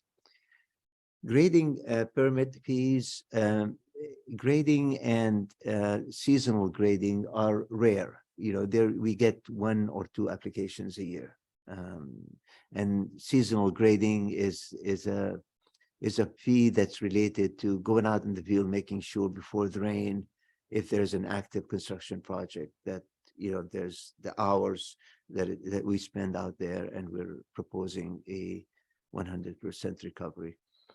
With that, I'll be happy to answer questions later on, but I leave it to my colleague Alexis. Thank you. Thanks, Shafat. Hi, Alexis. You weren't kidding when you said all the departments were getting here. 3 more. Oh, we are fully engaged. Thank you. Yes, so we have one more fee that we're presenting as part of community development, which is the affordable housing in lieu fee. The city of San Rafael requires market rate residential development projects to contribute to affordable housing through provision of affordable units on site, donation of land to the city, or payment of an in lieu fee. And the in lieu fees are placed in the city's affordable housing trust fund and used to increase the supply of affordable housing. So the city's current in lieu fee is based on a 2003 study, and it provides for an annual adjustment of the fee based on inflation in construction costs and land values. And the intention is that this fee would be updated on an annual basis. However, those updates have not been completed since the start of the COVID-19 pandemic. So the current in lieu fee for one affordable unit is $343,969 as last updated in February of 2019. And last year, the city of San Rafael, along with Marin County and 5 other Marin jurisdictions, retained a consultant to study and offer recommendations related to inclusionary housing policy. And the study was completed in 2022, and it included calculation of the in lieu fee based on the housing affordability gap, which is the difference between what households at various income levels can pay for housing and the cost of actually developing market rate housing. So based on the consultant's analysis, staff is recommending an in lieu fee of $362,817 with annual adjustment of the fee based on the California Construction Cost Index or a comparable index. During stakeholder forums that were conducted as part of the study, participating developers asked for a more common inclusionary policy among Marin County jurisdictions. Their feedback was that the complexity and the variation in the different jurisdictions' inclusionary ordinance made it more difficult to assess project costs in the pre-development phase. And Corte Madera has already adopted the proposed in lieu fee based on the study, and other jurisdictions plan to also do so. So this would increase consistency across jurisdictions in Marin. And we're recommending that the increase to this in lieu fee would be implemented on July 1, 2023. So with that, I'll hand it over to Thomas and Fire. Thank you, Alexis. Welcome, Thomas. Thank you, Alexis. Good evening, Mayor Kate, members of the City Council. My name is Thomas Wong. I'm the Senior Management Analyst for the Fire Department, and I will be presenting proposed updates to the Fire Department's fee schedule. Most of the Fire Department's fees can be broken down between inspections and operational permits. Inspections include yearly inspections of all apartments and schools. and regular inspections of businesses, construction projects, and wildfire mitigation. Operational permits are issued as permission to conduct operations that produce conditions that could be hazardous to life or property. The fire department, through the business license process, collects the fee for inspection intervals, which are dependent on facility size. Smaller facilities are inspected every 4 years, while larger facilities are inspected yearly, hence the difference in the fees. Operational permits are increasing slightly with the biggest changes in firework display permits, which require multiple inspections per event. Fire construction permits are assessed for remodels or new constructions. Fees are going up slightly with the exceptions of fire sprinkler systems with 11 sprinklers or more, as well as projects with backflow preventer assemblies.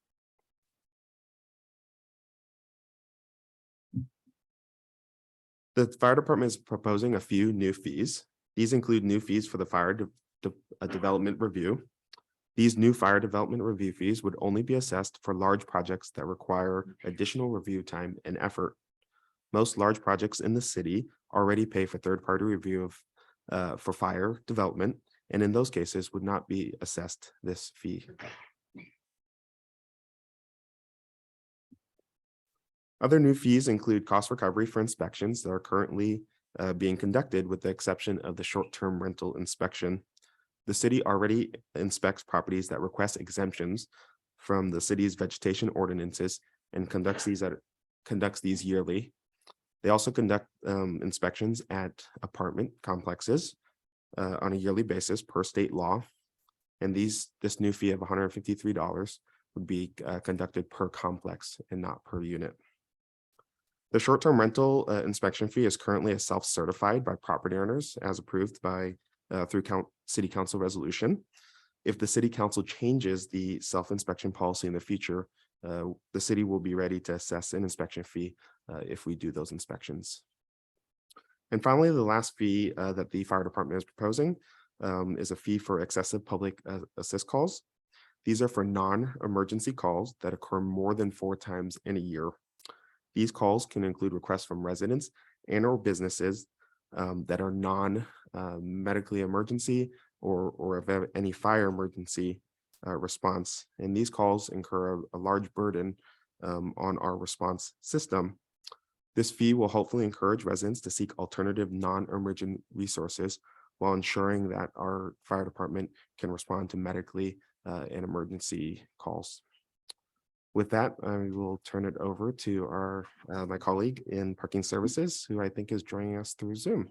Yes. Thank you, Thomas. Welcome, Jim. Good evening. Good evening. Jim Myers, Parking Services Manager for the City of San Rafael. Go to the first slide. Whoa. Oh, thank you. Okay. Sorry, the graphics were new. So, just a quick overview on what parking service is all about. We are an enterprise fund, so we're not part of the general fund.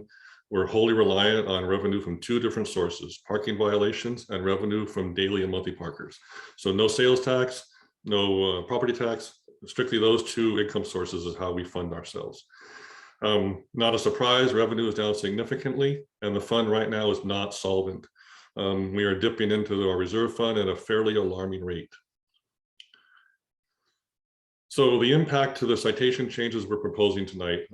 Citation rate increases are forecast to generate about $268,000 annually. However, the fund will still need to generate other sources to remain solvent. To do that, we have engaged a consulting firm, W-Trans, to determine if our business model is sustainable or should we pivot to a new business model and offer some different alternatives. They will do that by surveying other cities, what they're doing in order to generate revenue and maintain a constant source of revenue. So the methodology, how we reach the numbers we're proposing tonight. We surveyed other cities in Marin to determine what they're charging currently for their citation rates. We took that information and we use it to calculate averages and use that for our recommendations. We conducted outreach. I went out to the Chamber of Commerce and the BID, spoke to both executive directors, as well as boards for both those organizations in order to inform them of what we were proposing to do.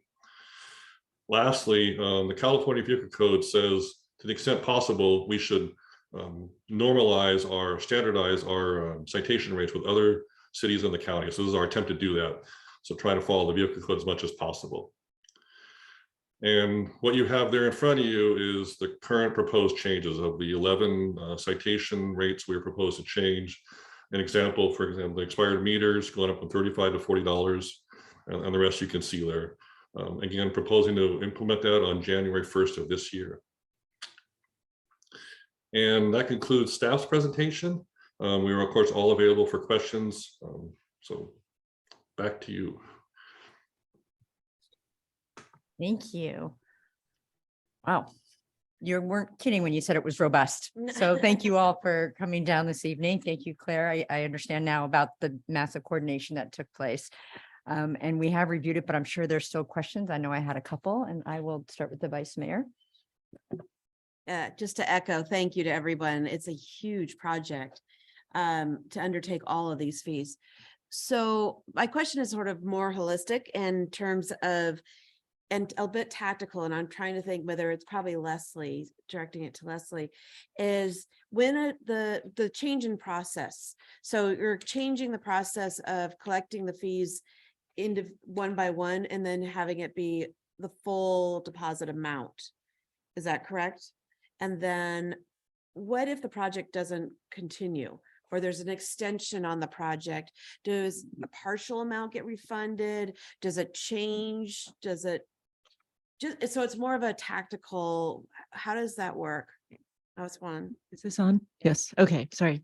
So if a project doesn't go to completion, it is withdrawn, we do refund unused fees. So we do still track our hours to get an estimate of what we're spending on it, so that if it goes to a fixed fee, we minus the hours spent and refund the rest. And then if it is deposit based, we refund the rest of the deposit. So did that answer your question? Yes, I think so. And if the project gets extended, would there ever be a situation where additional fees?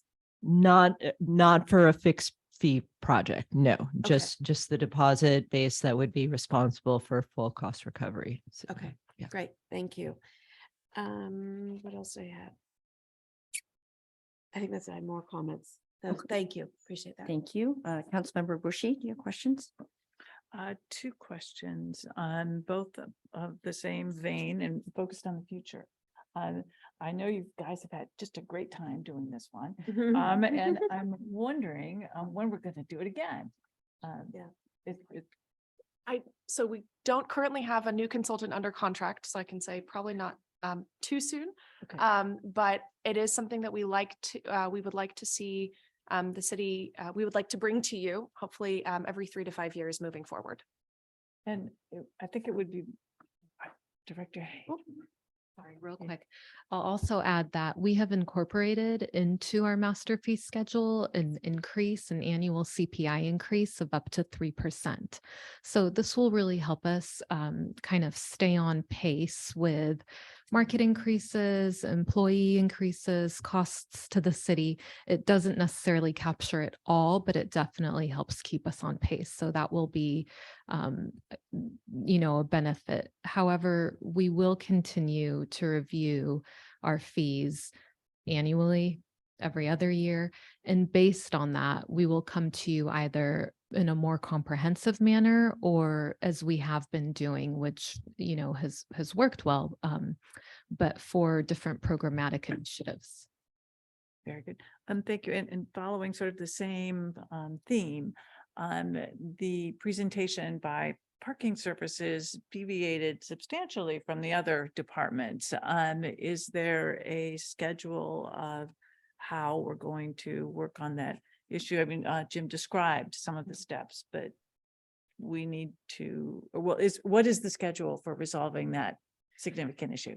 Yes, thank you for that. We are moving quickly on it. We've contracted with a third-party consultant. And Jim, I can't recall what the scope says as far as timeline, but we were supposed to have something initial to discuss with them in January. And so we would like to incorporate suggestions, recommendations prior to coming to you with our next budget. And Jim, please do. You are right. We should have some information late January, sometime in February, as far as a draft study. Okay, and the target is to have it by the budget time. Sounds great. Thank you. Thank you. Councilmember Urens-Gulati. I had the same question that Councilmember Bushy, so I think parking services is very important. I mean, all departments are very important, but I really look forward to that conclusion because I think it does have a big impact in our vitality downtown. Thank you. Okay, Councilmember Hill, questions? Yeah, I had 4 questions. One is a follow-up on the 3% or CPI increase. Is that an automatic annual, or does it have to go to council for approval? Can you elaborate on how that would be operationalized?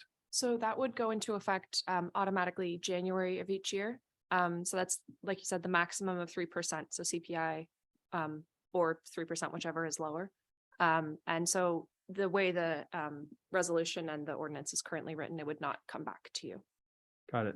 And then, so just to work that forward, if we're.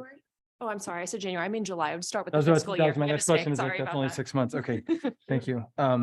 So this is more of a broad question.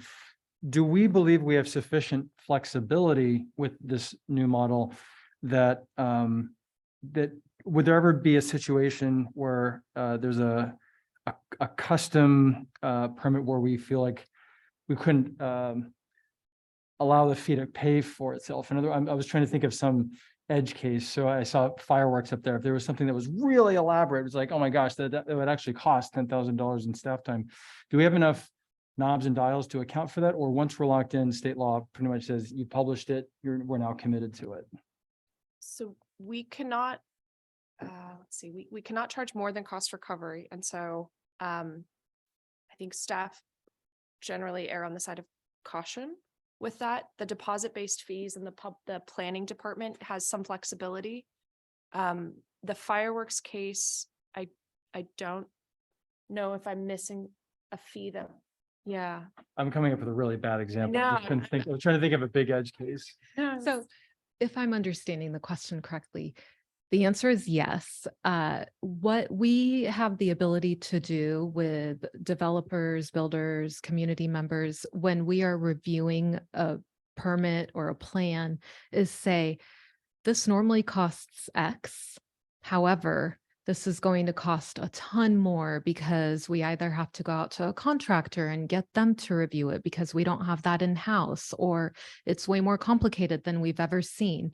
And so that is determined upon review, communicated, and then written into the contract. And we currently have a few of those now where it's a huge development. It far exceeds what our master fee schedule says. And so then it's an agreement as part of the contract so that we can recoup those costs. That's great. Does Yeah. So that what I'm hearing is we have answer? flexibility to basically elaborate on the actual costs and then assess that. Yeah. Thank you. And then these other 2 questions are, I think, much smaller. I just want to clarify because I saw a Board of Appeals fee for 1,000 on one slide, and then I saw appeals for 350. Can you differentiate between what appeals fee is versus a Board of Appeals fee? Do you have the slide that you can go to? What Sorry, I will way say, back in the. yeah, there are different fees for appeals to planning commission as opposed to appeals to city council. And there's also a different fee schedule for if you are a resident of San Rafael as opposed to if you're not a resident. So I think the various fees reflected those differences. What you described makes sense. I don't know if we have to go all the way back. Okay. I can understand that there is a differentiation between just an appeal versus a Board of Appeals. Right. So one is the appeal to planning commission and city council by the non-applicant who is a resident, and the other is appeals to city council by an applicant or a non-resident. So, yeah. Thank you. And then my final question is, and I thought when Rafat was describing the debris box placement, could you elaborate a little bit more about what we're trying to curtail? Because I got the sense that by not making debris boxes available, there was a consequence. I don't know if you could elaborate a little further if we don't make that more available. And actually, as you're answering that, because I had the same question, if you could say who it is, if it's a developer or resident, just, I had the same question. Well, we don't provide the debris box, just to be clear. We don't rent out the debris boxes. There are about 3 to 4 vendors out there that rent these boxes. So before COVID, we realized, we used to discover maybe 1 or 2 a week that is placed without a permit. And when we ask why not, we get different answers, but we also went to the vendors themselves, and the vendors gave us the feedback that your fee is too high. So we've been trying to lower this fee. And we actually looked for charging some of the fee to the vendors themselves. They didn't like that. so it's with the fee, and I hopefully explained that, when a box is placed in the public right of way, if it causes a line of sight issue, it's a hazard to the neighborhoods, to the people moving. So we thought it's an incentive, and it's an oddball out of all of the recovery.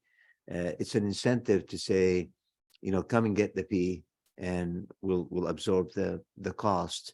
And actually it'll cost the city less than chasing unpermitted installations. And just to clarify even further, what are the typical use cases for debris box? Is it for construction? Is it for moving? When do people typically engage and rent a debris box? All of the above. It could be yard cleaning. It could be related to construction if someone has to dump a lot of stuff. But most of what we've seen is related to just yard cleaning. When people have too much garbage, they can't put it in their boxes, in their garbage cans, they put it in boxes. Thank you. And it's a convenient way to clean up. So Sure. Thank you. Thank you. And it's, as always, my colleagues asked great questions. I have 2 large ones and 3 small ones. And really the devil is in the details on this type of conversation. So the large ones was, when was the last time, just in general, because I know we have had some fee updates. Did we do a large fee update? Because Councilmember Bush had talked about going forward, and I was curious this moment, when was the last time? So the last comprehensive fee schedule update with a third-party study by a consultant was in 2011. That's what I thought. Thank you. And the other, building on what Councilmember Hill asked, so if the CPI has a built-in increase, I'm asking the math geniuses in the room. So how does that affect the subsidy percentage? Our intent, so the primary thing with the CPI is we will stay very closely on top of it and ensure that we never exceed cost recovery.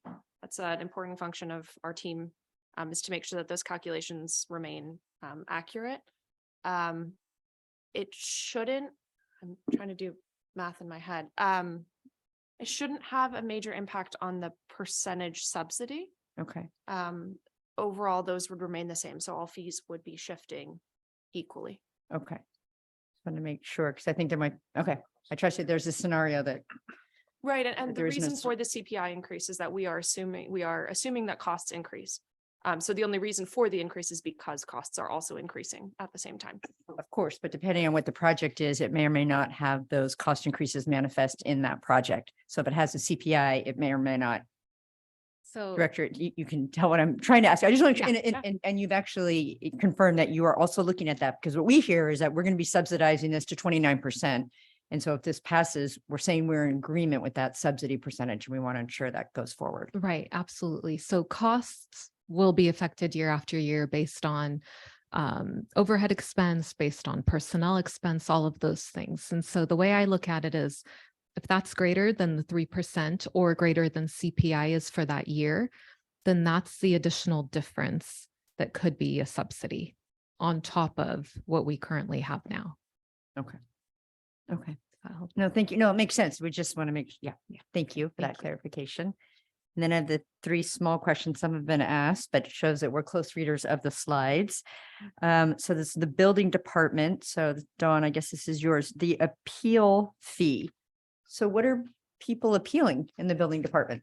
So typically under the California Building Code and the Residential Code, there's a section that you can appeal a building official's decision on the matter.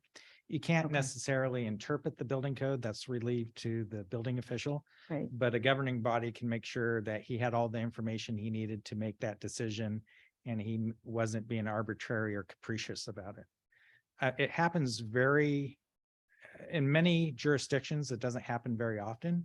Other jurisdictions may have a standing monthly meeting where they might talk over things.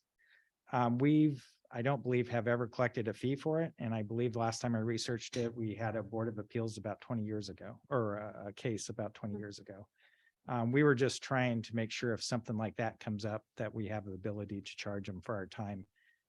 In my previous jurisdiction, I was involved in 3 different ones, not related directly to building, but also related to jurisdictions that reviewed building permits.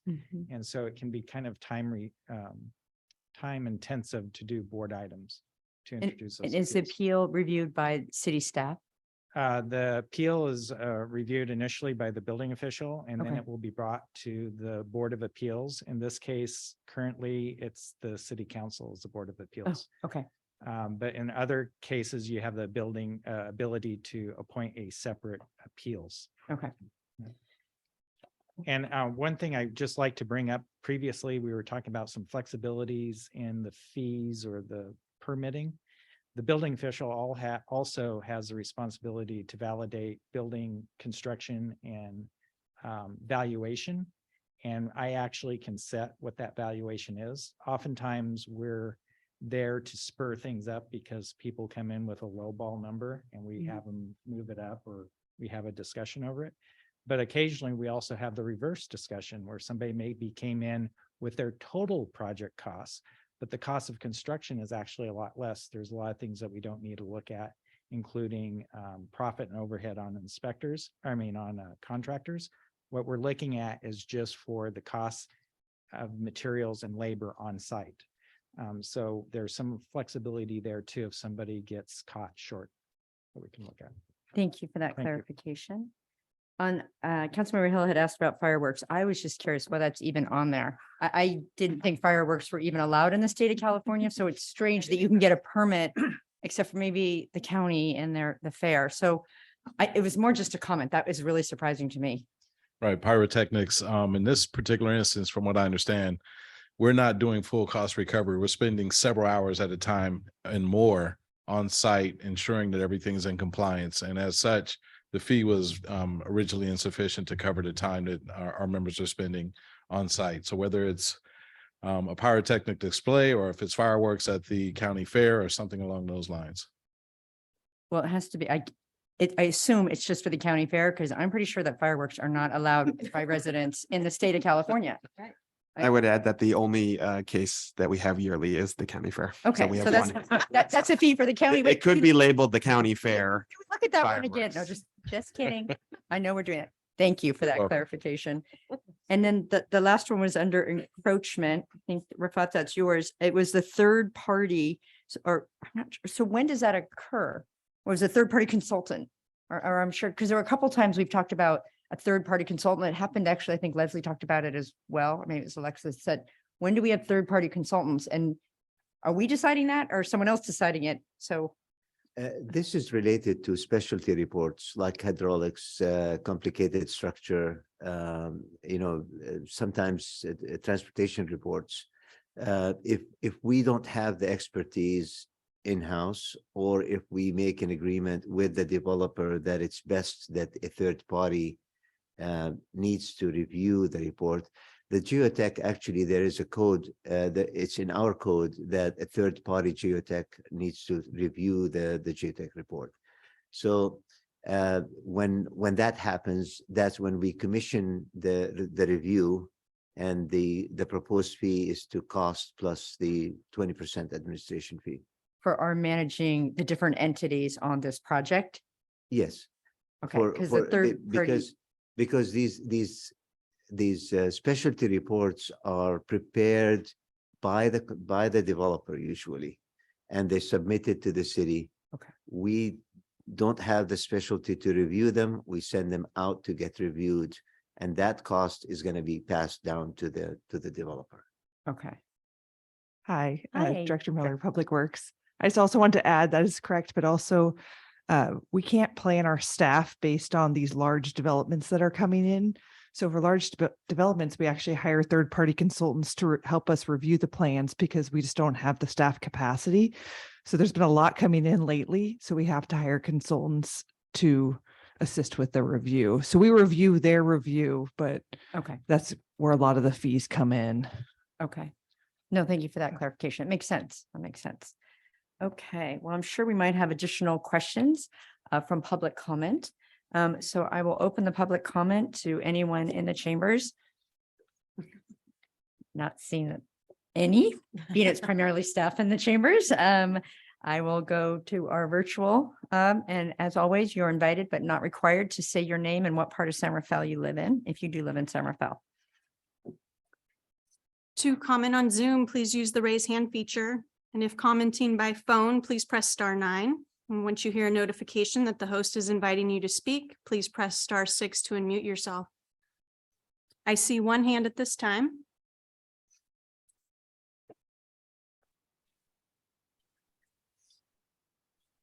Yeah, I was just going to say this definitely seems like something that is important enough that it should actually be on the regular, on an agenda when members of the public are around and present.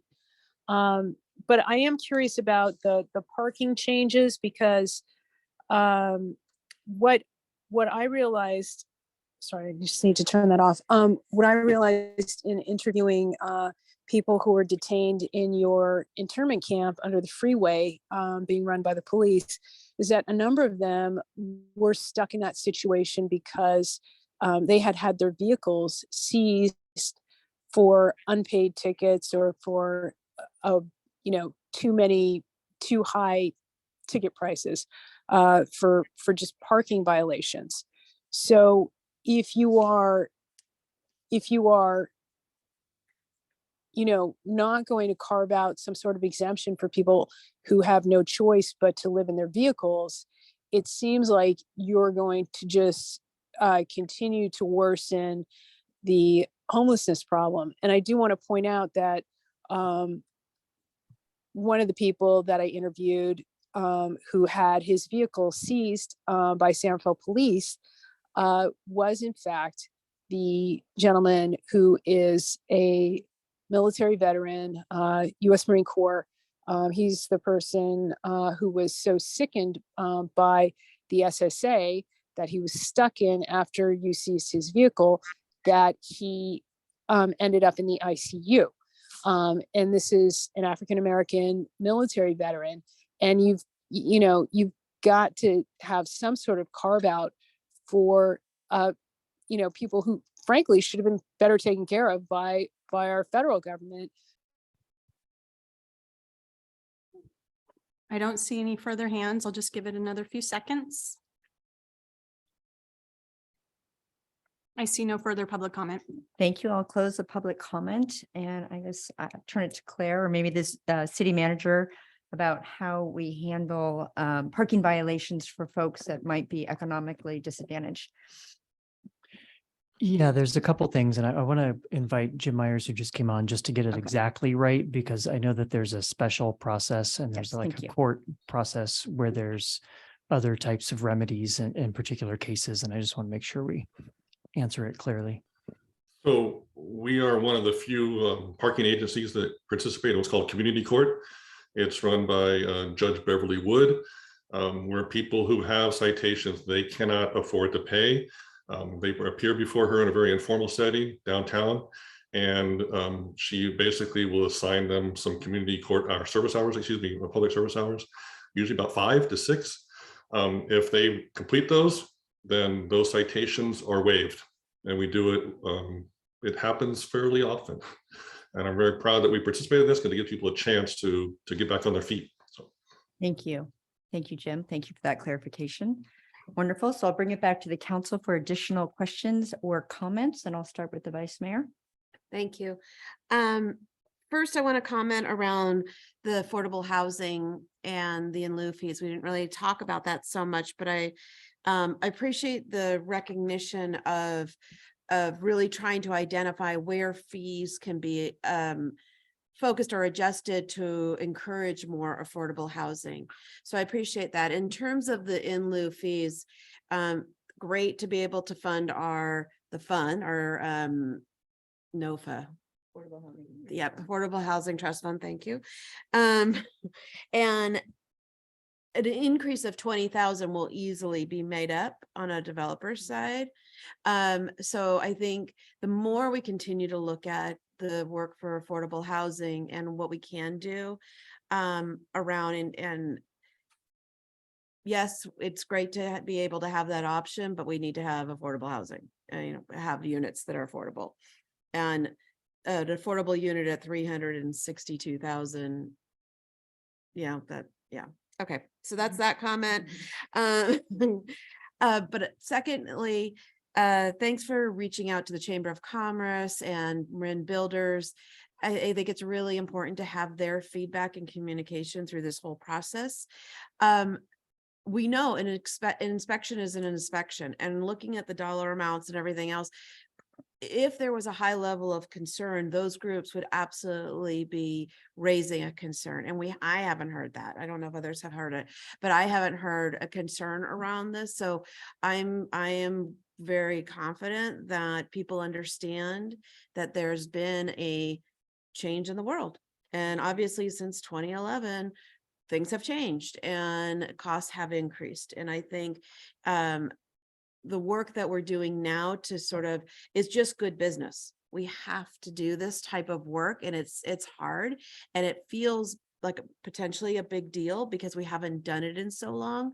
But it's with it's not really an escalator, but with the CPI potential increase in the model right now, this will help from a going forward perspective. So great course correction that's needed. I really appreciate the work that's been done. It's a huge project to undertake to get this and to get the community to understand and accept where this is going. So I'm sure there will be bumps and questions along the way, but really appreciate the work that has had to have happen because it was never going to just fix itself. So thank you. Thank you. Councilmember Hill. Thank you, Mayor. Going back to the beginning of the presentation, when the Director of Administrative Services came before and was describing the guiding principles of, why are we doing this? There are so many parts of it that are constrained. We have accounting constraints, we have state law, we have so many different types of personas in our community that engage in services. Some can more easily afford to pay, and some can maybe not afford to pay fees at all. I appreciate you laying it out that way because it really lays out what the effort has been to get to this point. So thank you for framing it that way. What was reflected in front of us tonight was the engagement of every one of the departments present, community members, stakeholders, and across the community, including the development community, realtors, among others. So thank you for bringing it before us. As the mayor mentioned, there are a lot of details here, but I appreciate everybody coming forward and explaining it, which is what I think our community expects.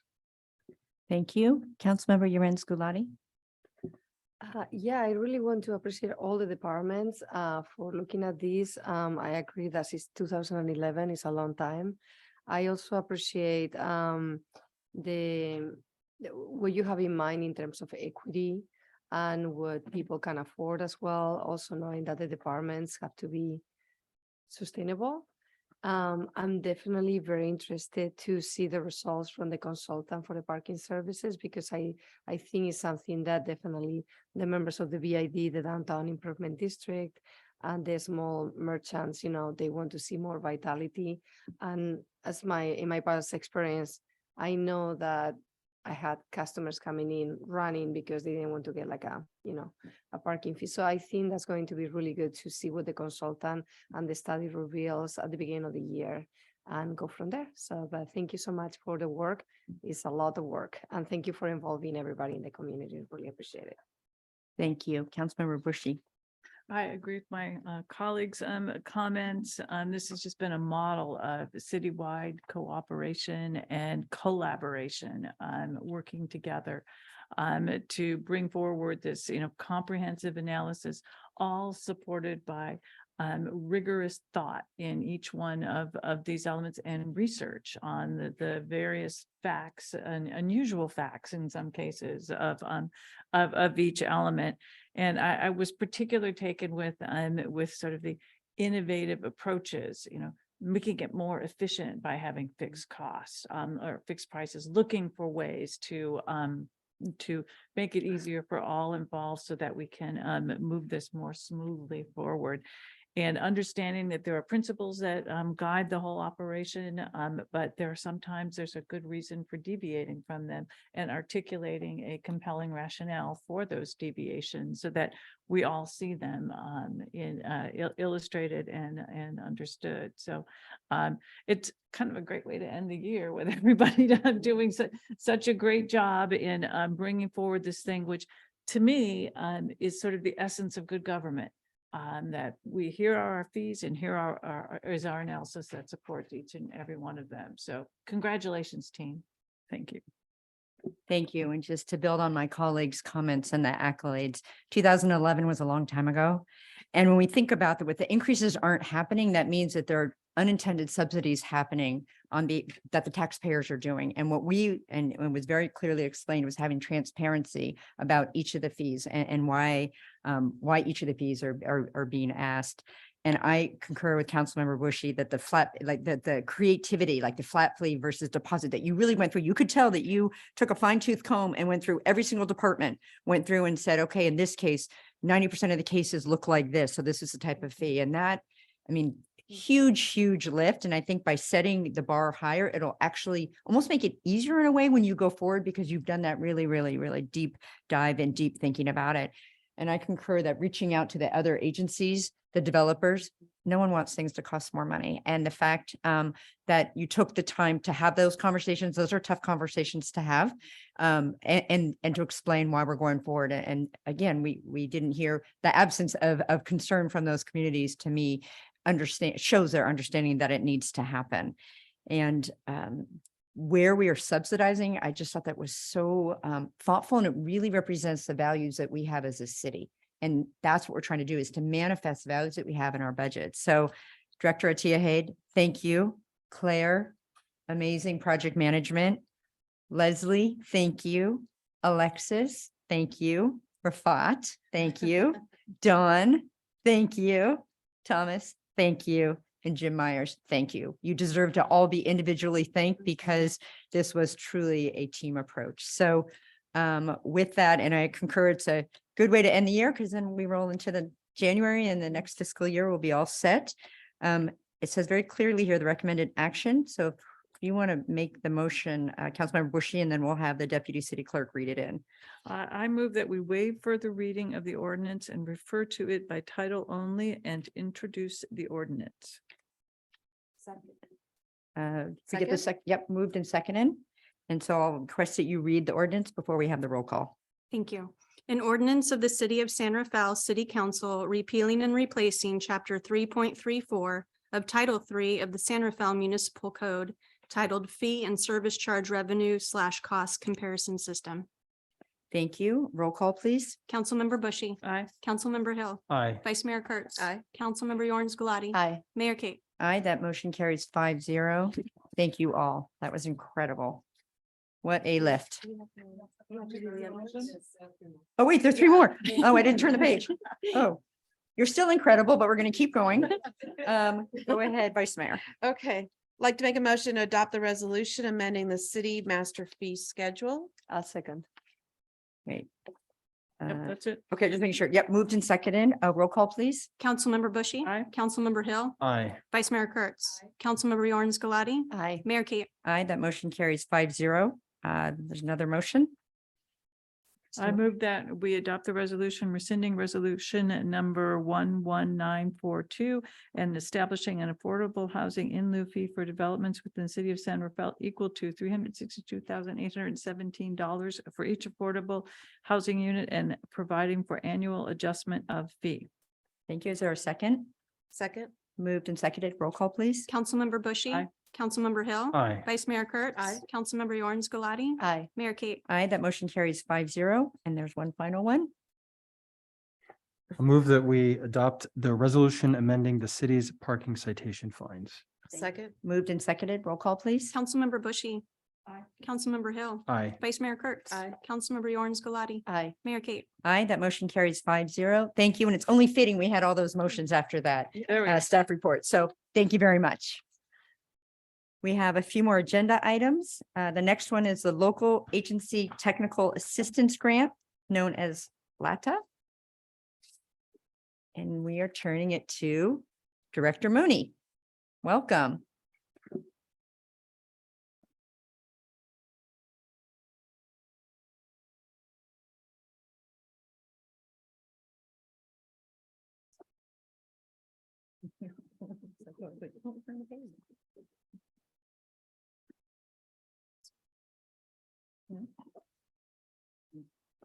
Thank you, Mayor Kate, and members of the council and members of the public who may still be joining us tonight.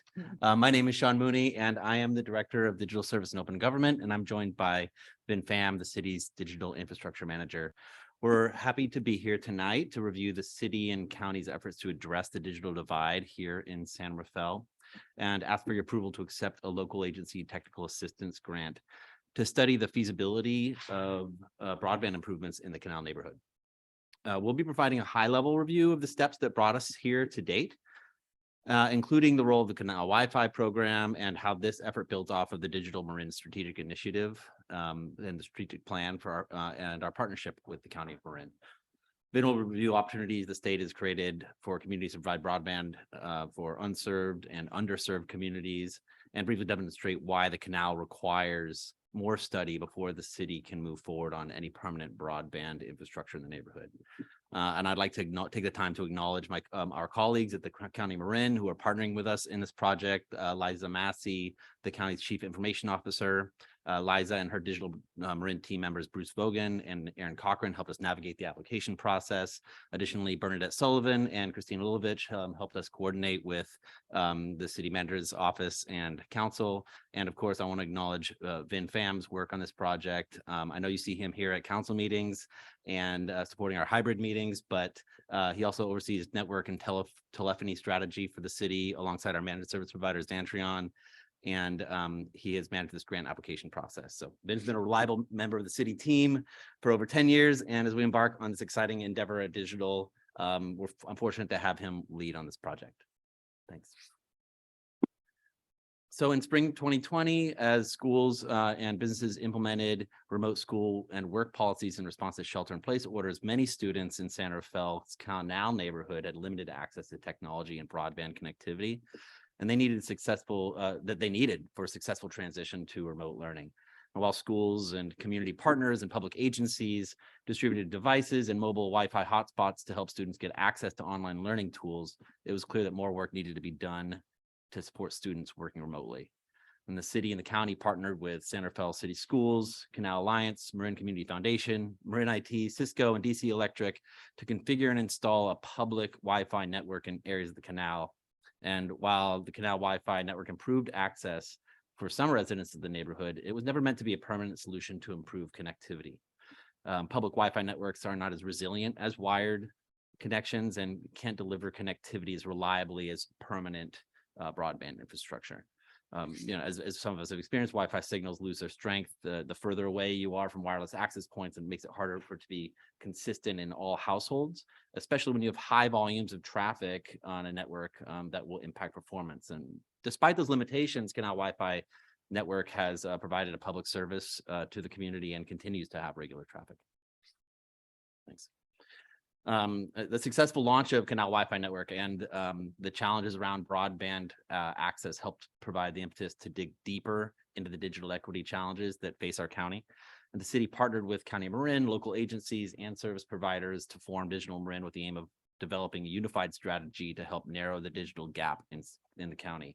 In 2021, Digital Marin's steering committee began working with the consultant to develop a strategic plan to help guide regional efforts to advance broadband deployment, digital adoption, and digital literacy in Marin. And the Marin County Board of Supervisors unanimously adopted the strategic plan in February 2022, and this council approved the resolution in support of the plan in September 2022. And now this vision can be fully realized with funding opportunities that from the federal government and the state of California. And so this grant opportunity, when it became available, our Digital Marin partners were integral in supporting our application process and developing a collaborative approach for how we could both apply for and take the next steps to realize the goals of the plan. So I'm going to pass it over to Vin to talk a little bit about those opportunities. Thank you, Sean. Good evening, Mayor and Council. Thank you for the opportunity to present to you this evening. I am Vin. I'm a Digital Infrastructure Manager with the Digital Service and Open Government Department. In July 2021, Governor Newsom signed a historical broadband legislation into law. Senate Bill 156 expand the state broadband fiber infrastructure to help bridge the digital divide and provide reliable and affordable internet access for all Californian and businesses. SB 156 includes $2.75 billion allocated to the California Public Utility Commission, or CPUC, to establish federal funding account to build the last mile infrastructure for Californians without access to high-speed broadband. The other part of the bill allocate a loan loss reserve fund supporting costs related to financing local. Excuse me, I need to turn on the microphone. The Loan Loss Reserve Fund support costs related to financing local broadband infrastructure development, and the Local Agency Technical Assistant Grant Program, the LATA grant, which we'll be talking about this evening.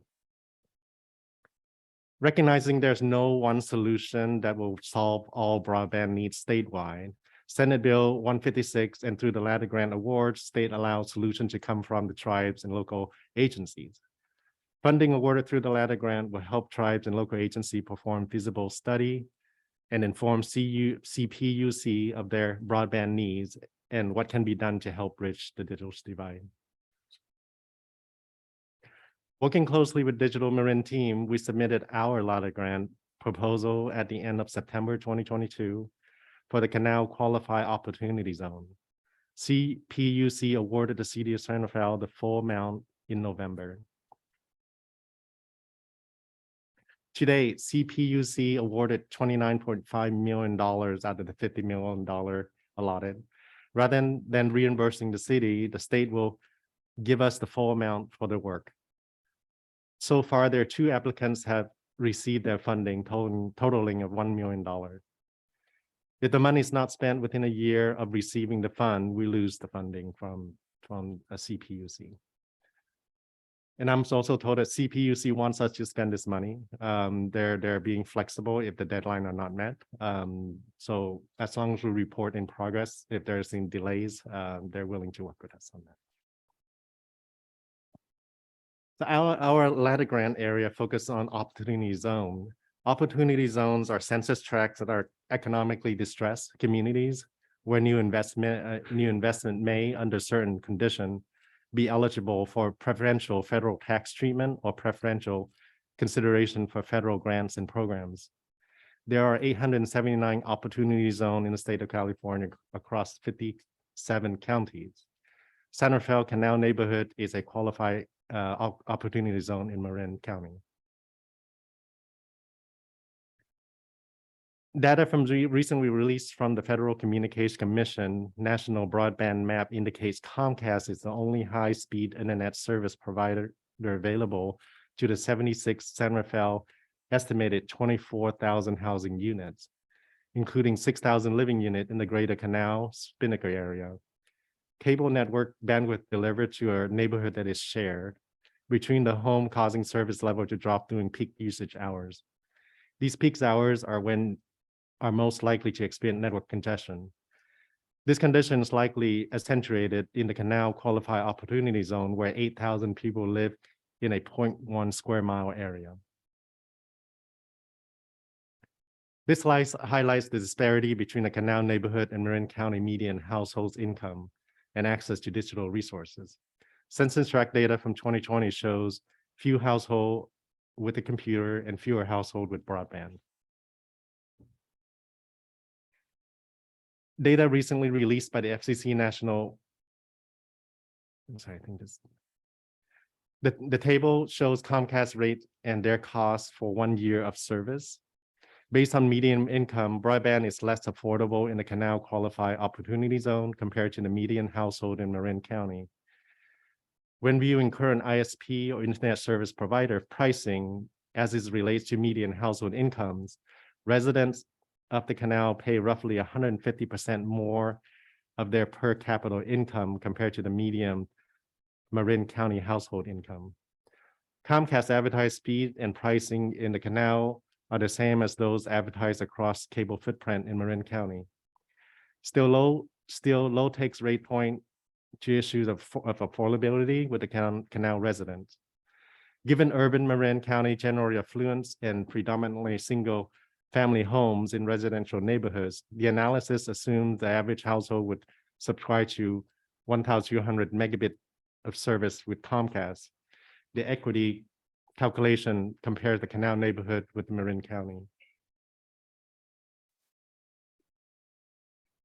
Taking a look back at the Canal Qualified Opportunity Zone map, density has a direct impact on the level of quality of service for broadband. Cable networks bandwidth delivered to the neighborhood is shared and between home causing service level to drop during peak hours. That's I mentioned earlier. The FCC, I'm sorry, this condition accentuated the Canal Qualified Opportunity Zone where 7,000 people live. My apology, I think I got my number mixed up, but in a high density in a 0.1 square mile area, including an estimated 3,400 school-age children. FCC has a recommendation for speed based on both usage and the number of devices in a household. A minimum of 500 megabit download speed is recommended to accommodate the level of household population density and the estimated number of concurrent internet user at peak hours in the canal neighborhood. The LATA grant gives us the opportunity to look at the broadband needs without impacting city operation budget, collaborate with neighboring city and county on a solution. Our LATA grant work will have the data collection and market analysis in the neighborhood, survey of areas, area resident and property owners. A map will show potential funding sources based on data and program qualification, performer financials for viable network solution, a high-level design with accompanying bill of materials, or BOM for a fiber to the address solution to be used for cost and feasibility analysis. That concludes my presentation, my part of the presentation. I'd like to turn the presentation back to Sean. All right, thanks. So as we mentioned earlier, this grant award stands in context with related work that's happening in the county. So the County of Marin, also the town of Tiburon and City of San Rafael, we've all applied for this. And so we're going to be partnering with the county in coordination as we do feasibility studies. We're looking to start negotiating contracts in the new year with Entry Point, who has done a lot of this work around the country and for the feasibility studies. And so we hope to have a specific San Rafael specific contract ready in the new year, in the early part of the new year. And the goal is, as was mentioned in the presentation, is to wrap up the feasibility studies within the calendar year of 2023. So with that, I'm sure that you may have some questions. Yes, So thank you, Director Mooney. Thank you, Vin. That was really interesting. Questions, Vice Mayor Kurtz. No, thank you. And it's great that we have the grant to be able to do this work. I think because I've been talking about this, we've been talking about this for years and years and years in the canal, and the students accessing and the families being able to access. And between Comcast's plans of what's available and the technology that's available. I'm not sure what we're getting on the feasibility study. Are we studying the cabling? Are we studying, what are we studying? What, I guess I really don't understand, because we know there's a problem. And so I'm not sure what we're studying. That's a great question, Councilmember Kurtz. So the LATA grant really provided us an opportunity to study how physically the infrastructure is in the neighborhood. As state built their middle miles fiber optic infrastructure that run along the 101 corridor, we need to find a plan or how to connect the neighborhood to that middle mile network. So there's a study of what does it cost, the building material of how to build that fiber optic network from the neighborhood to connect to the middle mile, and study the needs of the resident, going out and engage with the resident and ask about what they, and survey the resident to see what their needs are. And I understand your point that we have a problem right now. But I think I wanted to point out that the study really, we want to have a project that is approved by the CUPC, that we have a good planning standing for a network that can connect to the middle mile and use. So we can't just go up to the CUPC and say, look, we have this plan, we know the problem. And they can say, well, how much is it going to cost for you to build this fiber optic network to connect the last mile is what they called it. And maybe just to dovetail off of that, I think there's an intentional process that's being created here and through the grant process. So, and this is kind of an initial step. So we're going through the process that the state is providing for unserved and underserved communities to eventually get the funding. So this is the door you go through to get to the next door. No, I know. I get it. I understand. And I fully, what was the timeline? So the timeline for the feasibility study is to have this wrapped up in 2023, and the grant funding should be opening up by the end of 2023 and 2024 for potential actual construction projects, if that's something that we would So we're talking, I mean, at best, we'd be seeing something maybe in 2020, late 24 or 25. Yeah, depending on council priorities, other capital improvement projects, and grant approval. Yeah. Okay. And I also want to add that the project is pending on the middle mile completion along the 101. So in order for the complete network to its end, kind of the end goal to be connected, the neighborhood, we still dependent on that timeline for the larger middle mile network to be completed. So in between that time, are there any short term that because the schools during at home schooling during COVID, we did the hotspots. And so are there still hotspots? Are those have all been collected at this point? And what are people doing today? So, as far as the hotspots, the school district would probably be better served to respond to that. I know, having some Santa Fe students, that they're definitely Chromebooks are still in circulation, but I would have to defer to the school district on like this current status of hotspots. And then, the canal Wi-Fi network is still available. It is still in use, and but at the same time, as we said, it's not like it's not a permanent solution. Right. So we are going to, in coordination with this, though, the conversations, with me coming on board and starting to coordinate more with Liza and then and the county in what is the feasibility. One of the first things we're going to be also looking at in the new year is connecting with the county and kind of checking what is the status of the canal Wi-Fi network, what is the kind of long-term feasibility for that, and long-term maintenance, and there are other conversations. Right, because that initial work that was done in just it was a small section. And if there's opportunity to expand that would actually, as a short term, while this process is going forward, maybe the county could consider that. Yeah, and the only just the only challenges that we have without going too much detail is access to properties that are going to allow us to expand that network. Mhm. So we've had and Vin was right there, on the ground and on the roofs, installing those access points. But one of the challenges and one of the limitations that we're hitting is whether or not certain building owners are going to provide access for us to install those access points. I'll add a point of clarity. The wireless network can only expand if there are root access points, so kind of entry to the internet. It can replicate itself so far, and then the signal would just start to degrade. It's become not usable. So this is to Sean's point, where accessing local property to install a root access point to strengthen that area, so that way the network can grow in the neighborhood. We're facing challenges there. Yeah, appreciate it. Thank you. Thank you. Councilmember Yuran Skulati. Yeah, thank you so much. Congratulations on the grant. And as Vice Mayor Kurtz was saying, we've been talking about this for like over a decade, well, at least personally over a decade. So to me, the silver lining of COVID was at least to really highlight the need. And so yeah, I really look forward to expanding this, and if there is any way that we can help, I would be happy to talk to anybody to let you access, the rooftops, because I think this is very necessary. I mean, everybody needs to have access to internet nowadays. So thank you for working on this. Thank you. Councilmember Hill, any questions? Yeah, I have a few. Just building on some of the previous questions, and thank you for clarifying what feasibility means.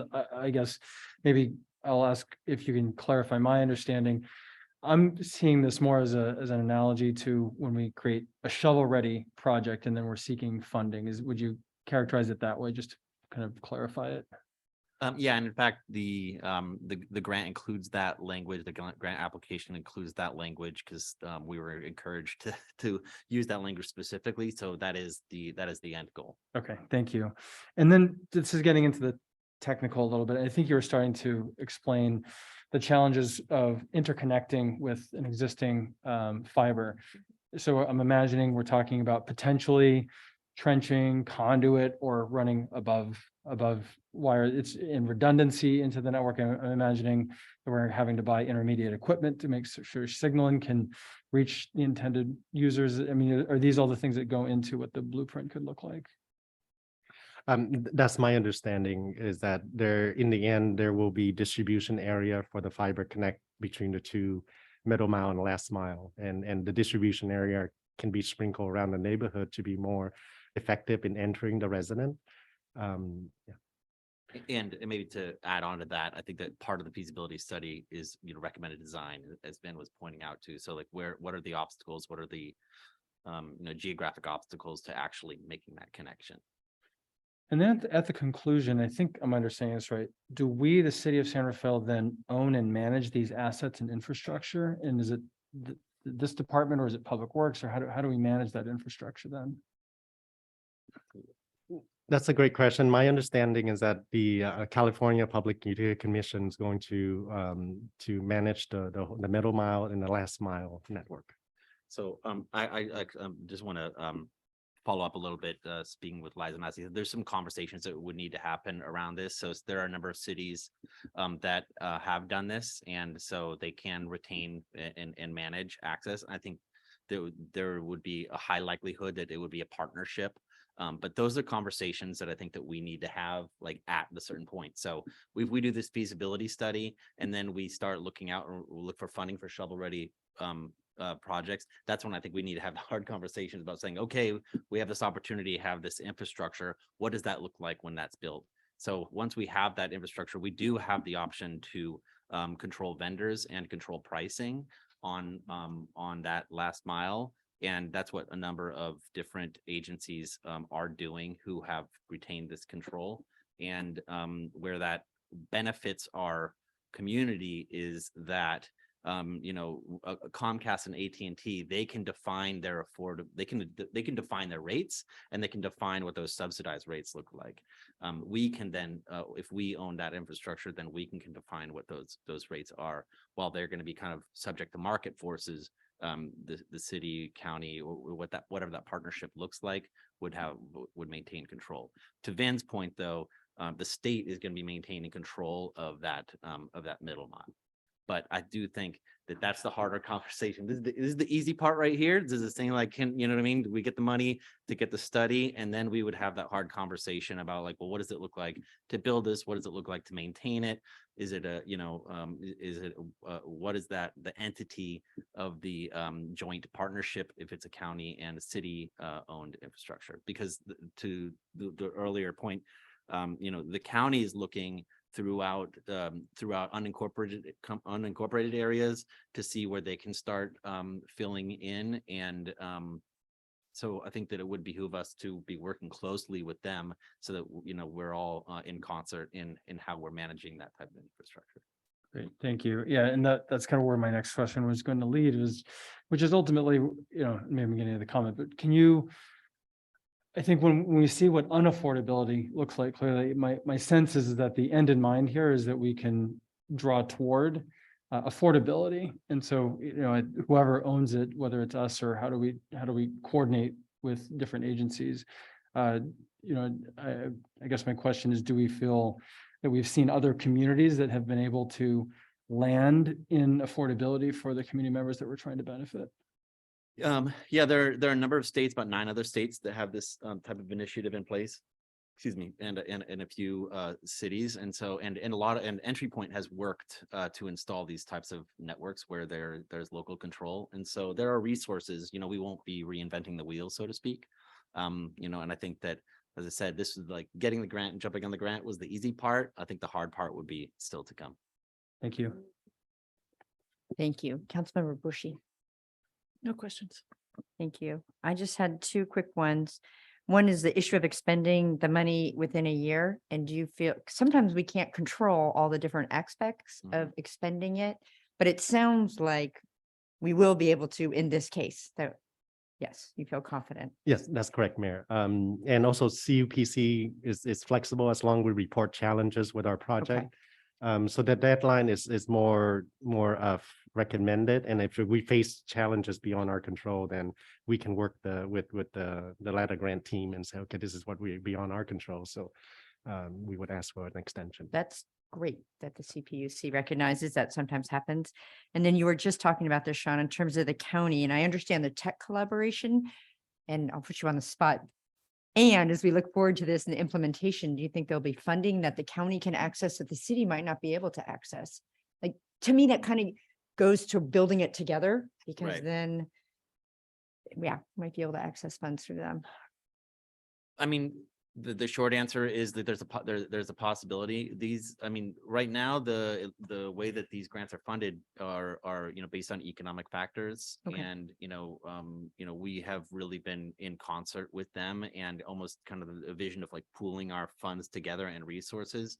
Admittedly, the county and the Digital Marin Initiative is not fully staffed. Right. And so I think that it's going to require some creative approaches, or including those administrative costs into grants. You know what I mean? Like, if this is something we really want to do, then we need to be, including that. It's not just the cost to do the feasibility study; it's the cost for the staffing that's going to be able to support it. So I think that the Digital Marin strategic plan, is a big vision, and it's a dream, so to speak, and I think that there's definitely I think the county is in LATA and our other partners are kind of looking for what ways we can make that a reality. And so I think but I think that overall that the state is awarding these funds based on need. And I think in this case, the Canal Opportunity Zone would, create that opportunity for us. Yes, Councilmember Bushy. Follow-up. Yep. Thank you.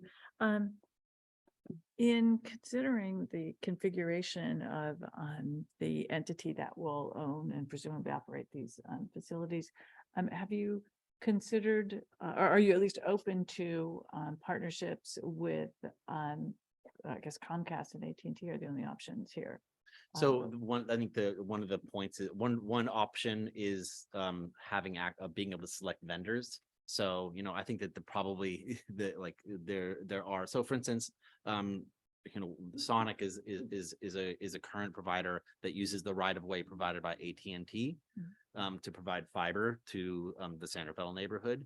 So it's AT&T infrastructure that Sonic is utilizing and then charging customers. So from my understanding that we would be able to select vendors to do that, but going further and deeper into like who those vendors are, I think there's more I'm not there yet, and I think there's more study that would be needed. Right, we're just at the feasibility stage, but we're open to basically public-private partnerships. Right, and I for think the- that that's probably where like as far as San Rafael becoming its own ISP and it's starting to do that, I don't see that as feasible as potentially like having negotiating with vendors to utilize that right of way. Very good. Thank you. Thank you. Yep, Vice Mayor, another One more question? follow-on Yeah. question. So the county received, I think it was like 400 and something thousand. And then we received 200 something thousand, then Tiburon. So, and that's all for the feasibility study. Right. And that's one study? Or, and so the second part of that is the county also looking at West Marin as part of that feasibility study? So I don't know if you see the Marin County, so they had a few unincorporated areas in Novato, and I don't know how much West Marin was a part of that study because of the middle mile connection and the challenges in rural Wi-Fi are different. So I think they were specifically looking at areas along that middle mile. Okay. But All right. but to your point, while they're all three different different grants, they are kind of looking at working with the same vendor to deliver this feasibility study. So that's where in our post, if you all approve the acceptance of this grant and we work with the county, a lot of the conversations in the contract and negotiation and would include the scheduling. Okay, so when is this work being done? Was this work going to be done? Exactly. Thank you. Thank you. Don't see any further questions at this point, so I'll invite members of the public to weigh in. I'll look into the chambers. I don't see anyone approaching. So if there's anyone virtually who would like to comment on the LATA grant, now would be the time. To comment on Zoom, please use the raise hand feature. And if commenting by phone, please press *9. I do see 2 hands at this time. This whole presentation raises more questions than it answers. One thing that hasn't been explained is what this has to do with how this links up to the opportunity zone that was imposed upon the Canal District by the wonderful San Rafael City Council, probably with the assistance of the county. And I just want to point out that, it's been written about extensively what a scam the Trump era opportunity zone was. I cite Bloomberg News, June 25th, 2020, quote, "The incentive program promised to help underserved communities. Instead, its tax breaks have disproportionately benefited wealthy investors." New York Times, August 31, 2019, the biggest problem with opportunity zones. They say PBS, SF Examiner, ProPublica, they all maintain that OZ's opportunity zones have sped gentrification at the expense of poor neighborhoods they claim to help. So, I mean, when you're talking about, getting this money together and how it's going to be owned, it's just like, it's the vagueness of it that should be alarming. You haven't even explained what the benefits are to the Canal District of having an opportunity zone. From what most people can see is that place is getting gentrified at a much higher rate after the opportunity zone status was imposed upon it. And I noticed that in this discussion, you have a city council that doesn't include anyone from the canal. The 2 people speaking before you, giving this presentation, don't appear to represent the canal. I know that people from the Canal Alliance were not happy about the opportunity zones.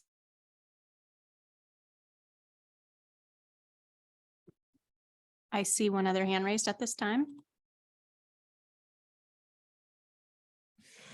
Hello, can you hear me? We sure can. Go ahead. If Thank you you. want to identify yourself, you're invited to, but you don't have to. Yeah, I don't mind doing so. Damion Morgan here, born and raised in Marin City. I served for almost 5 years on the Marin City Community Services District Board. Well, first of all, thank God Marin City is not an opportunity zone. We appreciate not being an opportunity zone. As a board member, before resigning recently, I tried to reach out to the county. Well, I did reach out to the county regarding this broadband access to the community of Marin City. I got no answers. I emailed a few people, got the runaround.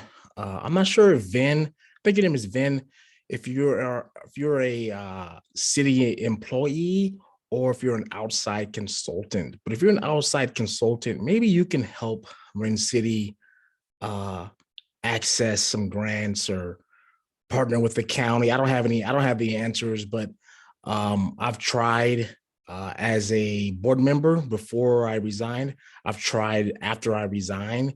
And I say, and listen to this meeting here, I'm glad I'm on that.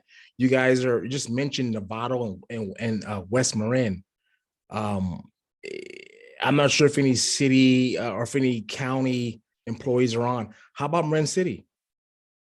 Marin City needs, we have some dead zones. Rocky Graham Park's a dead zone. Or I guess our so-called mall, Gateway Shopping Center is a dead zone.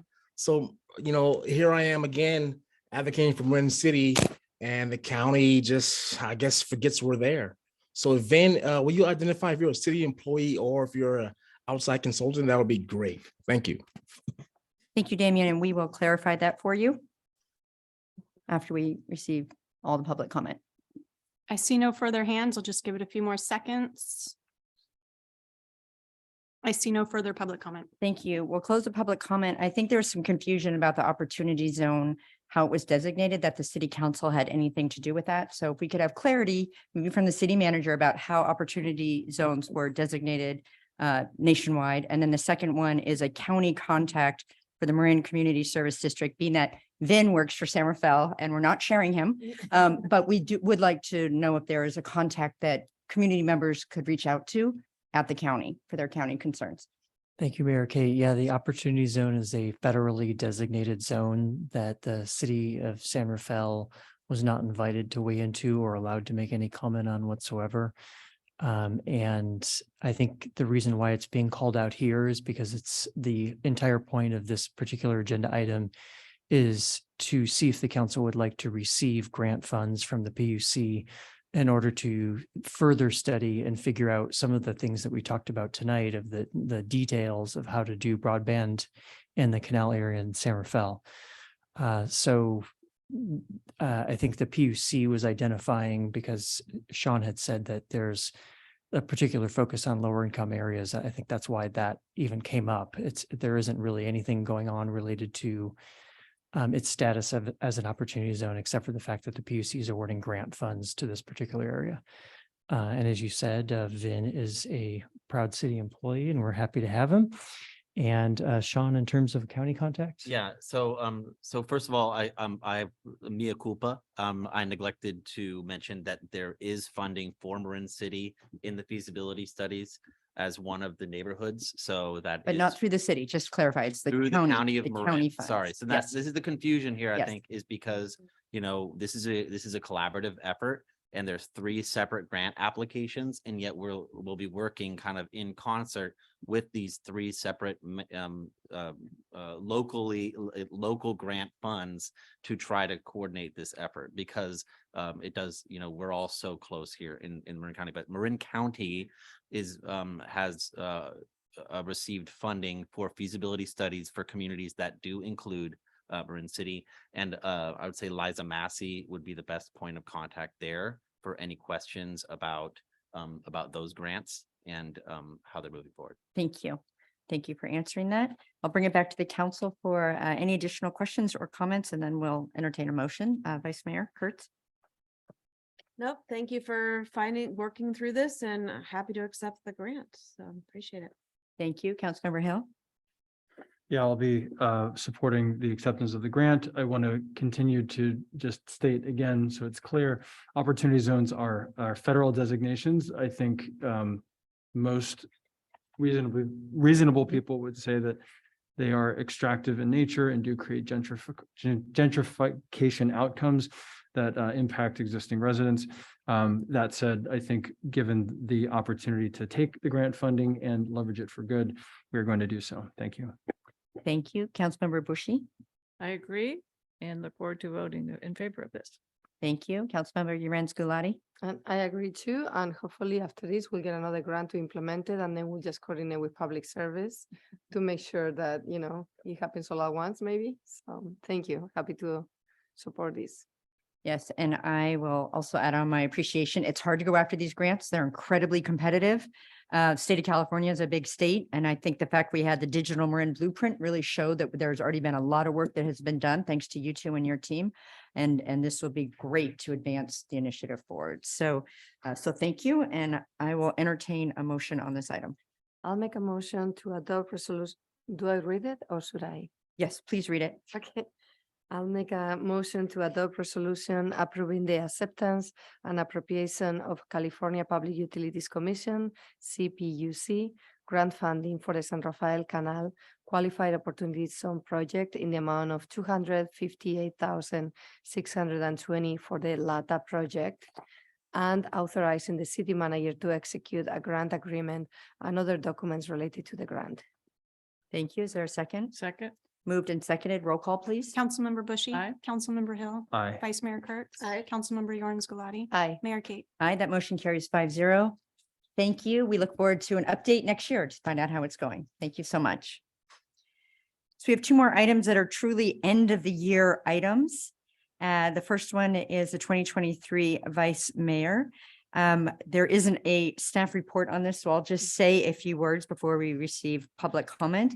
And that is to thank Rachel for being an incredible Vice Mayor over the year. It's standing in last minute for all sorts of things. It is being available every week to talk about some of the broader issues before they're brought to council. And you've set a very high bar and you've been fantastic to work with. So what we will do is I've announced it. I've said a few things. I will open public comment on this item and then I'll come back and request a nomination. So is there anyone in the chambers who would like to comment on this item? Not seen anyone. Is there anyone virtually who would like to comment on this item? To comment on Zoom, please use the raise hand feature. And if commenting by phone, please press *9. We do have a hand. Thanks. I just find it really inappropriate that anyone who previously served on city council while you had that police run homeless internment camp under the freeway, the notion that any of you are going to continue is really offensive, particularly since you've declined to address any of those things. I do want to correct something that I think your city manager claimed, which is that the opportunity zones are entirely federally determined. In fact, CPRAs that I've run indicate that there's a great deal of local input into how those things are actually determined. And that's pretty clear from emails and from other materials that officials, more locally, whether it's the state senator or whether it's supervisors, can weigh in. And in fact, I would challenge the city council, which is now, and city manager is now saying, yes, these are clearly extractive and exploitative, to show us the documentation that they protested the opportunity zone status for the Canal District, because to claim that the feds can do anything and that never has anything to do with the state senator or a city council or a very powerful board of supervisors in a very powerful county, a very politically powerful area, is simply not credible. But again, with all these festivities of, swearings in and now the new vice mayor, I ask that you commit yourself to examining and asking for an outside investigator for how that internment camp was actually established, because that is really egregious, beyond egregious. I see no other hands raised at this time. I'll just give it a few more seconds. I see no further public comment. Thank you. I'll close the public comment. And is there a nomination? I'd like to make a nomination to select Councilmember Lawrence Galati as a vice mayor for 2023. Thank you. Is there a second? Second. Moved and seconded. Roll call, please. Councilmember Bushy. Aye. Councilmember Hill. Aye. Vice Mayor Kurtz. Aye. Councilmember Yorns Galati. Yeah, you can vote for yourself. Yes. Mayor Kate. Aye. That motion carries 5-0. Congratulations. And again, thank you, Rachel, for your service. Thank you. The last item is the city council appointments to the committees. And these are everything from the liaison to our more standing committees like the Marin Clean Energy and transit agencies. There was one change that I wanted to bring to the attention of the council on the oversight committee liaison. My name was listed and actually it should be Rachel Kurtz. So this is for the liaison in the same vein as to the Planning Commission and DRB. So that with that change, I will open up the public comment, see if there's anyone in the public who'd like to comment. I don't see anyone in the chambers. So is there anyone virtually who would like to comment on the committee selections for 2023? To comment on Zoom, please use the raise hand feature. And if commenting by phone, please press *9. I see a hand. I'm not sure what the value is. Oh, shoot. Thank you. Can you hear me? Yes, sorry about that. Yeah, it's not clear to me, the whole notion that you're appointing someone to an oversight committee or to head an oversight committee. We just went through an extended period of time, over a year period of time, where I had to call in repeatedly for almost every city council meeting and say, hey, you've got a problem with your police department. Your police officer, Lynn Murphy, is turning on and off her body camera. It's inappropriate for someone in the police department to also be the mental health liaison when she's turning on and off her body camera, when she's repeatedly lying. This is a problem. When I have to go to you repeatedly and say, hey, we need a county health inspection for your abusive police run internment camp under a freeway. I mean, what is the meaning of an oversight committee when a member of the public who's done the research, who's documented the abuses, comes to you over and over and over again, and you ignore her? Or worse, you write snarky messages or you make tart replies when I simply pointed out the truth of what was happening. I want to point out that had you taken any action with regard to my complaints about Lynn Murphy and really looked at your police department, you wouldn't be facing such a scandal with what happened when your police officers savagely beat Mateo to a pulp. The fact that that was even captured on body cam is probably due partly to the fact that I complained so much about Lynn Murphy turning on and off her body cam. So oversight comes from the public, not. I see no further hands. Just give it a few more seconds. I see no further public comment. Thank you. I will close the public comment and bring it back if there are any comments, additional comments on the council member designation. If not, I request a motion with the aforementioned edit. So moved. I'll second. Moved and seconded. Roll call, please. Councilmember Bushy. Aye. Councilmember Hill. Aye. Vice Mayor Kurtz. Aye. Councilmember Yorns Galati. Aye. Mayor Kate. Aye, that motion carries 5-0. And in the unsung hero category, I do want to recognize Damion from the Community Center of Marin, who runs our meeting. He's behind the scenes. We don't get to see him on camera, but he is the one that really helps and makes sure that the camera angles and everybody is able to participate virtually. So thank you, Damion. With that, goodbye 2022. Hello 2023. This meeting is adjourned.